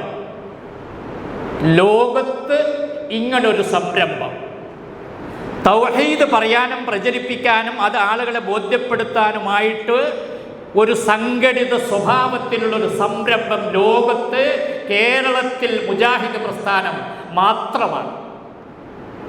നമ്മൾ സാധാരണ കേട്ടിട്ടുണ്ട്, എൻ്റെ ഉമ്മത്ത് 73 സംഘമാകും.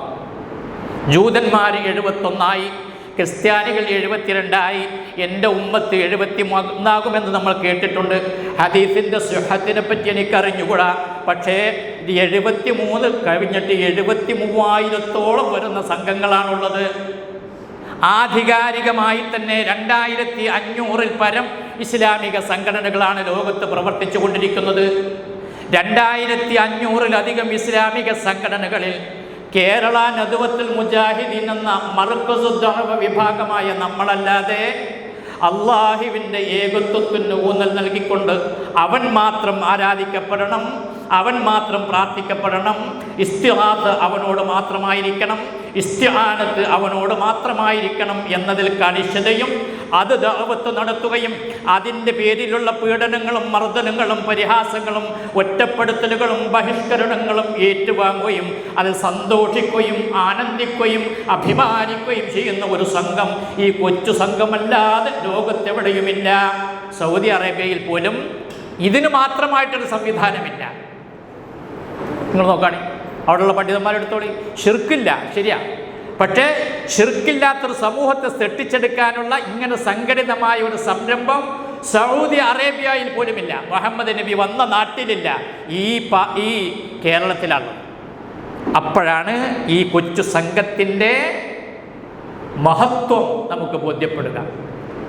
ഇത് പനിനീർ പുഷ്പത്തിൻ്റെ നൈർമല്യമുള്ളതും മഞ്ഞുതുള്ളിയുടെ സ്വച്ഛവും വൈഡൂര്യത്തിൻ്റെ പ്രകാശവും അള്ളാഹുവിൻ്റെ അടുക്കൽ ഏറ്റവും ഇഷ്ടപ്പെട്ട സംഘവുമാണ്.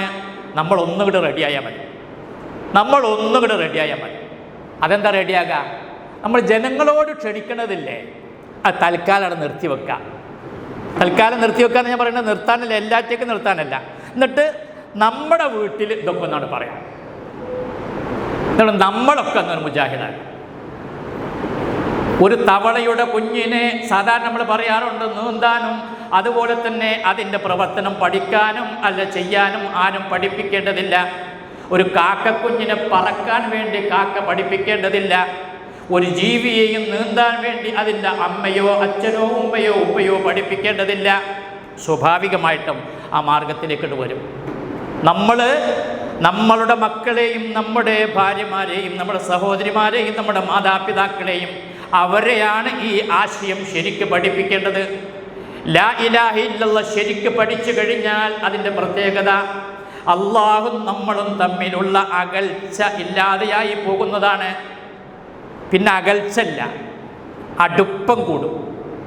നമ്മളും അള്ളാഹും തമ്മിൽ ജീവനാടിയേക്കാൾ സമീപത്തുണ്ട് എന്ന ആ ബോധം നമ്മെ നല്ലവരാക്കി മാറ്റും. എൻ്റെ രക്ഷിതാവ് എൻ്റെ ജീവനാടിയേക്കാൾ എൻ്റെ സമീപത്തിരുന്നു കൊണ്ട് എൻ്റെ പ്രവർത്തനങ്ങളെ നിരീക്ഷിച്ചു കൊണ്ടിരിക്കുകയാണ്. ഇന്ന റബ്ബക ലബിൽ മിർസാദ്, തീർച്ചയായും നിൻ്റെ രക്ഷിതാവ് ഒരു പ്രത്യേകമായ സ്ഥലത്ത് ക്യാമറ പോലെ പതിയിരുന്നു കൊണ്ട് നിൻ്റെ പ്രവർത്തനങ്ങളെ നിരീക്ഷിച്ചു കൊണ്ടിരിക്കുകയാണ് എന്ന വിശുദ്ധ ഖുർആനിൻ്റെ ആയത്താണ് നമ്മുടെ ജീവിതത്തെ വിശുദ്ധിപ്പെടുത്തുന്നത്, നമ്മുടെ രാവിലെ തന്നെ പകല് പോലെയാക്കുന്നത്, നമ്മുടെ രഹസ്യ ജീവിതത്തെ മാന്യമാക്കുന്നത്, നമ്മുടെ സാമ്പത്തികമായ ഇടപാടുകളെ കുറ്റമറ്റതാക്കി മാറ്റുന്നത് അള്ളാഹുവിനോടുള്ള നമ്മുടെ സാമീപ്യമാണ്, അഥവാ തൗഹീദിലുള്ള വിശ്വാസമാണ്. തൗഹീദിന് അങ്ങനെ ഒരു ഗുണമുണ്ട്. അതാ പണ്ട് കൂട്ടായി അബ്ദുള്ള ഹാജി പറഞ്ഞത്, ഒരാളുടെ തൗഹീദ് നന്നായാൽ അയാൾ നന്നായി. ശരിയാണത്. കാരണം എന്താ?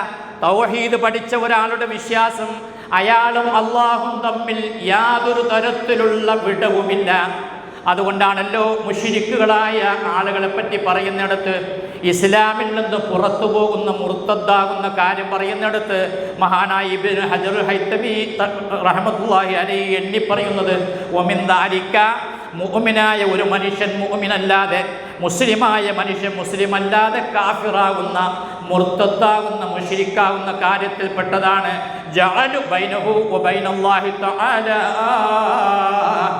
ആ വ്യക്തി അവൻ്റെയും അവൻ്റെ രക്ഷിതാവായ റബ്ബിൻ്റെയും ഇടയിൽ സ്ഥാപിക്കുക, വസായിത്ത മധ്യവർത്തികളെയും ഇടയാളന്മാരെയും സ്ഥാപിക്കുക, യദുഉഹും എന്നിട്ട് ആ മധ്യവർത്തികളോടും ഇടയാളന്മാരോടും പ്രാർത്ഥിക്കുക, വയസ്അലുഹും അവരോട് കാര്യങ്ങളൊക്കെ ചോദിക്കുക, വയതവക്കലു അലൈഹിം ആ മഹാന്മാരിലും മഹാത്മാക്കളിലും അംബിയ ഔലിയാക്കളിലും ഭരമേൽപ്പിക്കുക.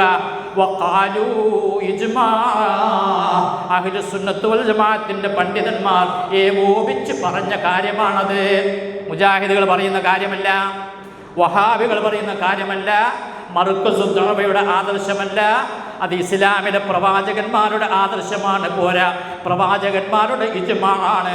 ആദം നബി മുതൽ മുഹമ്മദ് നബി വരെയുള്ള സകല പ്രവാചകന്മാരും പഠിപ്പിച്ചത് ഒരു അടിമ അവൻ്റെ യജമാനനായ റബ്ബിലേക്ക് അടുക്കുവാൻ ആ റബ്ബിൻ്റെയും അവൻ്റെയും ഇടയിൽ ഒരു മധ്യവർത്തിയെ, ഒരു മധ്യസ്ഥനെ സ്വീകരിച്ചാൽ ആ സ്വീകരിക്കുന്നതോടുകൂടി അവൻ അതുവരെ മുസ്ലിമാണെങ്കിലും മുശ്രിക്കാവുകയാണ്, മുഅ്മിനാണെങ്കിലും കാഫിറാവുകയാണ്, ഈ സമൂഹത്തിലെ അംഗമാണെങ്കിലും അവൻ മുർത്തദ്ദായി പോവുകയാണ് എന്ന് ശാഫിഈ മദ്ഹബിലെ പ്രഗൽഭനായ പണ്ഡിതനും അഹ്ലു സുന്നത്ത് വൽ ജമാഅത്തിൻ്റെ കാവൽ ഭടനും നെടുന്തൂണുമായ ഇബ്നു ഹജറുൽ ഹൈതമി റഹ്മത്തുള്ളാഹി അലൈഹി അദ്ദേഹത്തിൻ്റെ അൽ ഫത്താവ എന്ന ഗ്രന്ഥത്തിൽ പറയുകയാണ്.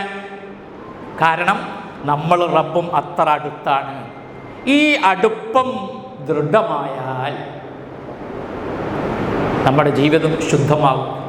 ഇപ്പോൾ ശുദ്ധമാണോ എന്നൊന്ന് ആലോചിച്ച് നോക്കുകയാണെങ്കിൽ ഇവിടെ എഴുതി വെച്ചത് കണ്ടോ, നമ്മളെ അംഗീകരിക്കപ്പെടുന്ന, ആരംഗീകരിക്കുന്നത്? അള്ളാഹു അംഗീകരിക്കുന്നതും ജനങ്ങൾ അംഗീകരിക്കുന്നതും നമ്മുടെ ആദർശ വ്യതിരക്തത കൊണ്ടാണ്.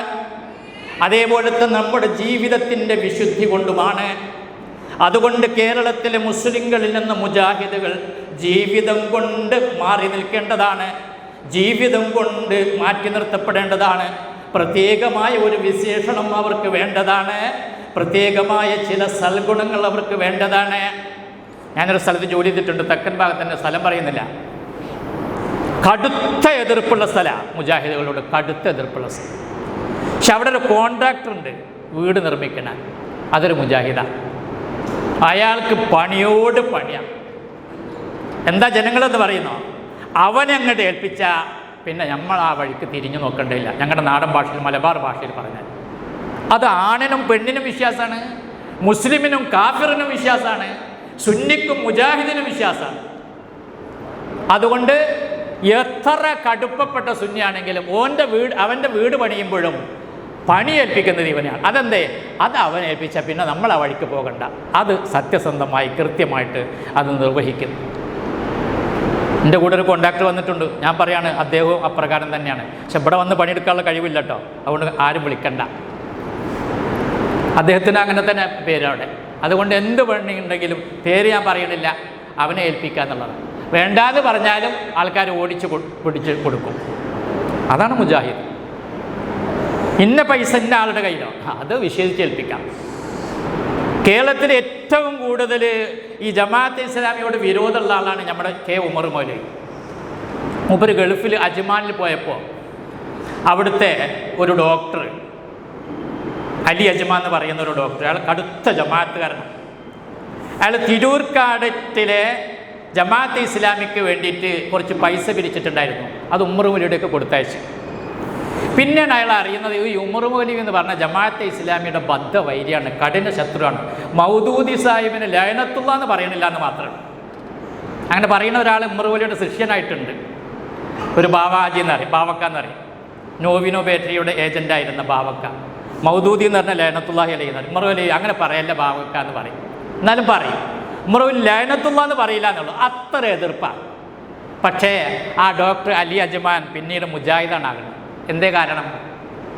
ഇത്ര എതിർപ്പുള്ള ജമാഅത്തെ ഇസ്ലാമിയുടെ സ്ഥാപനത്തിൽ കൊടുക്കാൻ പറഞ്ഞ പൈസ കൃത്യസമയത്ത് അവിടെ എത്തിച്ച് അതിൻ്റെ റിപ്പോർട്ടും അതിൻ്റെ അറിയിപ്പും പിന്നെ ആ കമ്മിറ്റിയും മൗലവിയും അങ്ങോട്ട് അറിയിച്ചു. അപ്പോൾ ഈ മനുഷ്യൻ ഇങ്ങനെ ആലോചിക്കുകയാണ്, ഇതെന്തൊരു മനുഷ്യനാണ്. ഈ ജമാഅത്തെ ഇസ്ലാമിയോട് ഇത്ര കടുപ്പപ്പെട്ട വിരോധം ഉണ്ടായിട്ട് ആ കൊടുത്തയച്ച പൈസ നിന്ന് പകുതി എടുത്തിട്ട് പകുതി ഇപ്പോൾ നേരത്തെ പറഞ്ഞ തിരൂരങ്ങാടിക്ക് കൊടുത്തില്ലല്ലോ. മറുപടി പഠിപ്പിച്ചതാണ് തിരൂരങ്ങാടിയിൽ ചെറുപ്പത്തിൽ. നേരത്തെ പറഞ്ഞ എം കെ ഹാജിയുടെ ഉദാഹരണമാണ് ഇവിടെ പറഞ്ഞത്. അപ്പോൾ അങ്ങനെ ചെയ്തില്ലല്ലോ. അപ്പോൾ ആ വിശ്വാസം എന്തൊരു ഈമാനാണ്. അങ്ങനെയാണ് ഈ ഡോക്ടർ അലി അജ്മാൻ ജമാഅത്തിൽ നിന്ന് മുജാഹിദായിട്ട് മാറുന്നത്. അങ്ങനെ വരണം. ഞാൻ എല്ലായിടത്തും പറയാറുണ്ട്, പണ്ടൊരു മുജാഹിദ് പ്രവർത്തകന് അവൻ്റെ മകൾക്കൊരു വിവാഹം വന്നു. അപ്പോൾ അന്വേഷിച്ച് നോക്കുമ്പോൾ മുജാഹിദാണ്. വല്ലാത്തൊരു ഇടങ്ങറ്. അപ്പോൾ മൂപ്പർ പാണക്കാട്ട ആളാണ്. പാണക്കാട്ട കുട്ടികൾക്ക് ബർക്കത്തുണ്ട് എന്ന് വിശ്വസിക്കുന്ന ആളാണ്.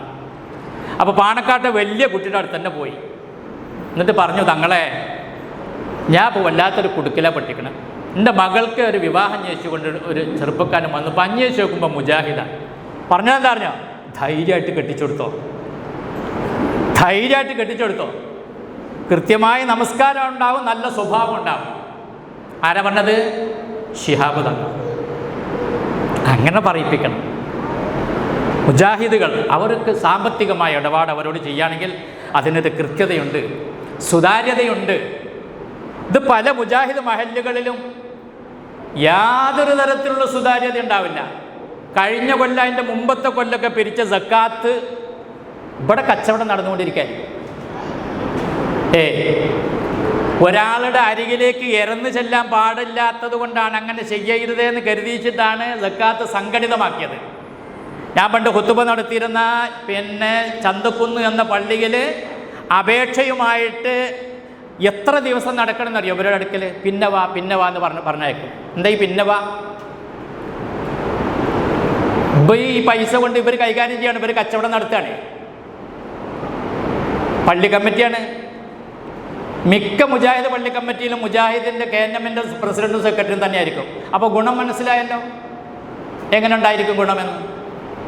പരിഗണന ഉണ്ടാവുമോ? അള്ളാഹുവിൻ്റെ അടുക്കൽ പരിഗണന ഇല്ലാതെ ജനങ്ങൾ പരിഗണിക്കൂല.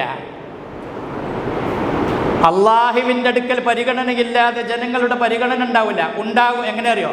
പേടിച്ചിട്ട്. അള്ളാഹുവിൻ്റെ റസൂല് പറഞ്ഞു, അന്ത്യനാളിൻ്റെ ഉദാഹരണത്തിൽ പെട്ടതാണ് മഖാഫത്തുർ റജുലി, അല്ല ഒരാൾ ഭയപ്പെടുക എന്നത്. മഖാഫത്ത് ശർരിഹി, അയാൾ കാരണമുണ്ടാകുന്ന ഉപദ്രവത്തെ ഭയപ്പെട്ടിട്ട് ഒരാളെ ബഹുമാനിക്കുക, ആദരിച്ചിരുത്തുക, അധ്യക്ഷനാക്കുക, പിന്നെ സ്റ്റേജിൽ കയറ്റി ഇരുത്തുക, അല്ലെങ്കിൽ ആ പഹയനെ കൊണ്ട് പ്രശ്നം ഉണ്ടാവും. അത് പേടിച്ചിട്ട് അങ്ങനെ ചെയ്താൽ അത് അന്ത്യനാളിൻ്റെ അടയാളാണ്. ഞാൻ നാളെ ഒരു സുഹൃത്തിനോട് ചോദിച്ച്, എൻ്റെ ഒരു സുഹൃത്താണ്, CD KNMൻ്റെ ആളാണ്, ഇന്നൊരു വ്യക്തിയെ പറ്റി നിങ്ങളുടെ അഭിപ്രായം എന്താ? അയാൾ ഇങ്ങനെയൊക്കെ വരാൻ എന്താ കാരണം? ഞാൻ ചോദിച്ചതാണ്. അപ്പം എന്നോട് പറഞ്ഞാൽ എന്താ അറിയോ? അത് ബുസ്താനി ഇപ്പോൾ സത്യം തുറന്ന് പറയുകയാണെങ്കിൽ അയാൾക്ക് അത് കൊടുത്തിട്ടില്ലെങ്കിൽ അയാൾ ഇഷ്ടത്തിലേക്കാണ് പോകും. ഈ ജാതി ആൾക്കാർ എന്തിനാ നമുക്ക് പറ്റുക? ആ ജാതി ആൾക്കാർ പറ്റില്ല. നമുക്ക് നമ്മുടെ ആദർശം, ഈ ആദർശം എന്ന് പറഞ്ഞാൽ ഈ തൗഹീദ് മാത്രമല്ല, തൗഹീദ് നമ്മളിൽ ഉണ്ടാക്കിയെടുക്കേണ്ട ഒരു വിശുദ്ധിയുണ്ട്. وَأَمَّا مَنْ خَافَ مَقَامَ رَبِّهِ وَنَهَى النَّفْسَ عَنِ الْهَوَى فَإِنَّ الْجَنَّةَ هِيَ الْمَأْوَى. രഹസ്യമായിട്ട് അള്ളാഹുവിനെ ഭയപ്പെടുന്ന ആളുകൾ, വനഹൻ നഫ്സ, ആ അള്ളാഹുവിനെ ഭയപ്പെട്ട കാരണത്താൽ അവൻ്റെ മനസ്സിൻ്റെ അധമമായ ഇച്ഛകളെയും ആഗ്രഹങ്ങളെയും അതേപോലെ തന്നെ അഭിരുചികളെയും വികാരങ്ങളെയും മാറ്റി നിർത്തുകയാണ് അങ്ങനെയുള്ള ഒരു വ്യക്തി. ഫഇന്നൽ ജന്നത ഹിയൽ മഅ്വാ, അവന് അഭയമായി സ്വർഗമുണ്ടെന്ന് വിശുദ്ധ ഖുർആൻ പറയുന്നു. അപ്പം എന്ത് വേണം? പടച്ചവനെ പേടിക്കണം. എന്നിട്ട് അവൻ്റെ രഹസ്യ ജീവിതം പരസ്യ ജീവിതം പോലെ ആയിരിക്കണം. അവൻ്റെ കണക്കുകൾ സുതാര്യമായിരിക്കണം. അവനിൽ ഏൽപ്പിക്കപ്പെട്ട ഉത്തരവാദിത്വം കൃത്യമായിട്ട് അവൻ നിർവഹിക്കണം. ആ അമാനത്തിനെ പറ്റി ചോദ്യം ചെയ്യുമെന്ന ധാരണ ഉണ്ടായിരിക്കണം. പ്രസിഡൻ്റായി സെക്രട്ടറിയായി തിരഞ്ഞെടുക്കപ്പെട്ടാൽ തനിക്ക് ഇഷ്ടമില്ലെങ്കിലും മറ്റുള്ളവരുടെ ആഗ്രഹം അതാണെങ്കിൽ അത് നടക്കണം. ആരുടെയെങ്കിലും അള്ളാഹുവിൻ്റെ ദഅവത്ത് നടക്കണം. അതിന് നേതൃത്വം കൊടുക്കുന്നവരുടെ കൂട്ടത്തിൽ ഞങ്ങളുടെ മക്കളെ ഉൾപ്പെടുത്തണമേ എന്ന് പ്രാർത്ഥിക്കുന്നു. നമ്മൾ അതിൻ്റെ നേതൃസ്ഥാനത്തേക്ക് വിളിക്കപ്പെട്ടാൽ ഒഴിഞ്ഞു മാറാൻ പാടില്ല. ഏറ്റെടുത്താൽ ഉത്തരവാദിത്വം നിർവഹിക്കാതിരിക്കാൻ പാടില്ലാതെ ഏറ്റെടുക്കണം, ഉത്തരവാദിത്വം നിർവഹിക്കണം. വലിയ ഉത്തരവാദിത്തമാണ്. നമ്മുടെ ഉത്തരവാദിത്വം എന്താ? മുജാഹിദ് പ്രസ്ഥാനത്തിൻ്റെ ഉത്തരവാദിത്വം എന്താ? ഇവിടെ പറഞ്ഞു വിദ്യാഭ്യാസത്തെ പറ്റി, സാമൂഹ്യമായ മാറ്റങ്ങളെ പറ്റി പറഞ്ഞു, അതിൻ്റെ ഔന്നിത്യത്തെ പറ്റി പറഞ്ഞു. ഇന്ന് അതൊക്കെ അതിൻ്റെ പരമകാഷ്ഠയിൽ എത്തിക്കഴിഞ്ഞിട്ടുണ്ട്. ഇനി നമ്മളതൊക്കെ പറഞ്ഞു കൊടുത്താൽ മതി. ആൾക്കാരങ്ങനെ നമ്മളെക്കാൾ മുന്നിലാണ്. 8ാം ക്ലാസ്സിൽ മുജാഹിദീങ്ങൾക്ക് ഒരു പുസ്തകം മദ്രസയിലേക്ക് സ്വാഭാവികമായിട്ട് എങ്ങനെ ഉണ്ടാകുക?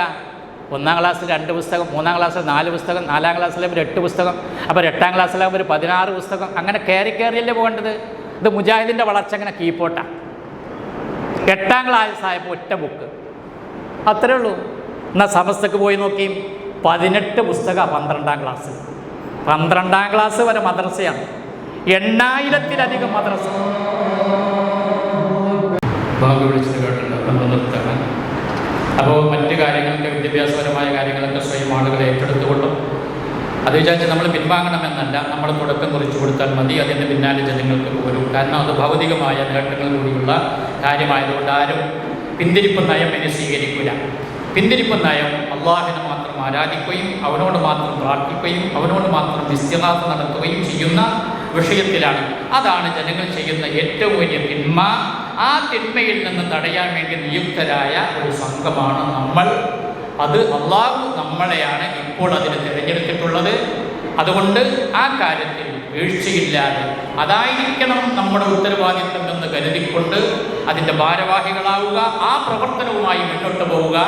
ആ പ്രവർത്തനം നടത്തിക്കൊണ്ടിരിക്കുന്ന മുഹമ്മദ് നബി മുതൽ ആദം നബി വരെയുള്ള പ്രവാചകന്മാർക്ക് അള്ളാഹു നൽകിയ ആ വിശാലമായ സ്വർഗം നൽകി തൗഹീദിൻ്റെ ഈ നാമ്പ്, അതിൻ്റെ ഈ ശബ്ദം അല്ലെങ്കിൽ അതിൻ്റെ ഈ പ്രകാശം മറ്റുള്ളവരിലേക്ക് എത്തിക്കുന്ന ഈ ദുർബലമായ കൊച്ചു സംഘത്തെ അള്ളാഹുതആല സംരക്ഷിക്കുകയും നമ്മുടെ സംരംഭത്തെ അള്ളാഹുതആല വിജയിപ്പിക്കുകയും ഇവിടെ ഭാരവാഹികളായി തിരഞ്ഞെടുക്കുന്ന ആളുകൾക്ക് അവരവരിൽ അർപ്പിതമായ ഉത്തരവാദിത്വം നിർവഹിക്കുവാനുള്ള സൽബുദ്ധി അള്ളാഹു പ്രദാനം ചെയ്യുകയും ചെയ്യുമാറാവട്ടെ.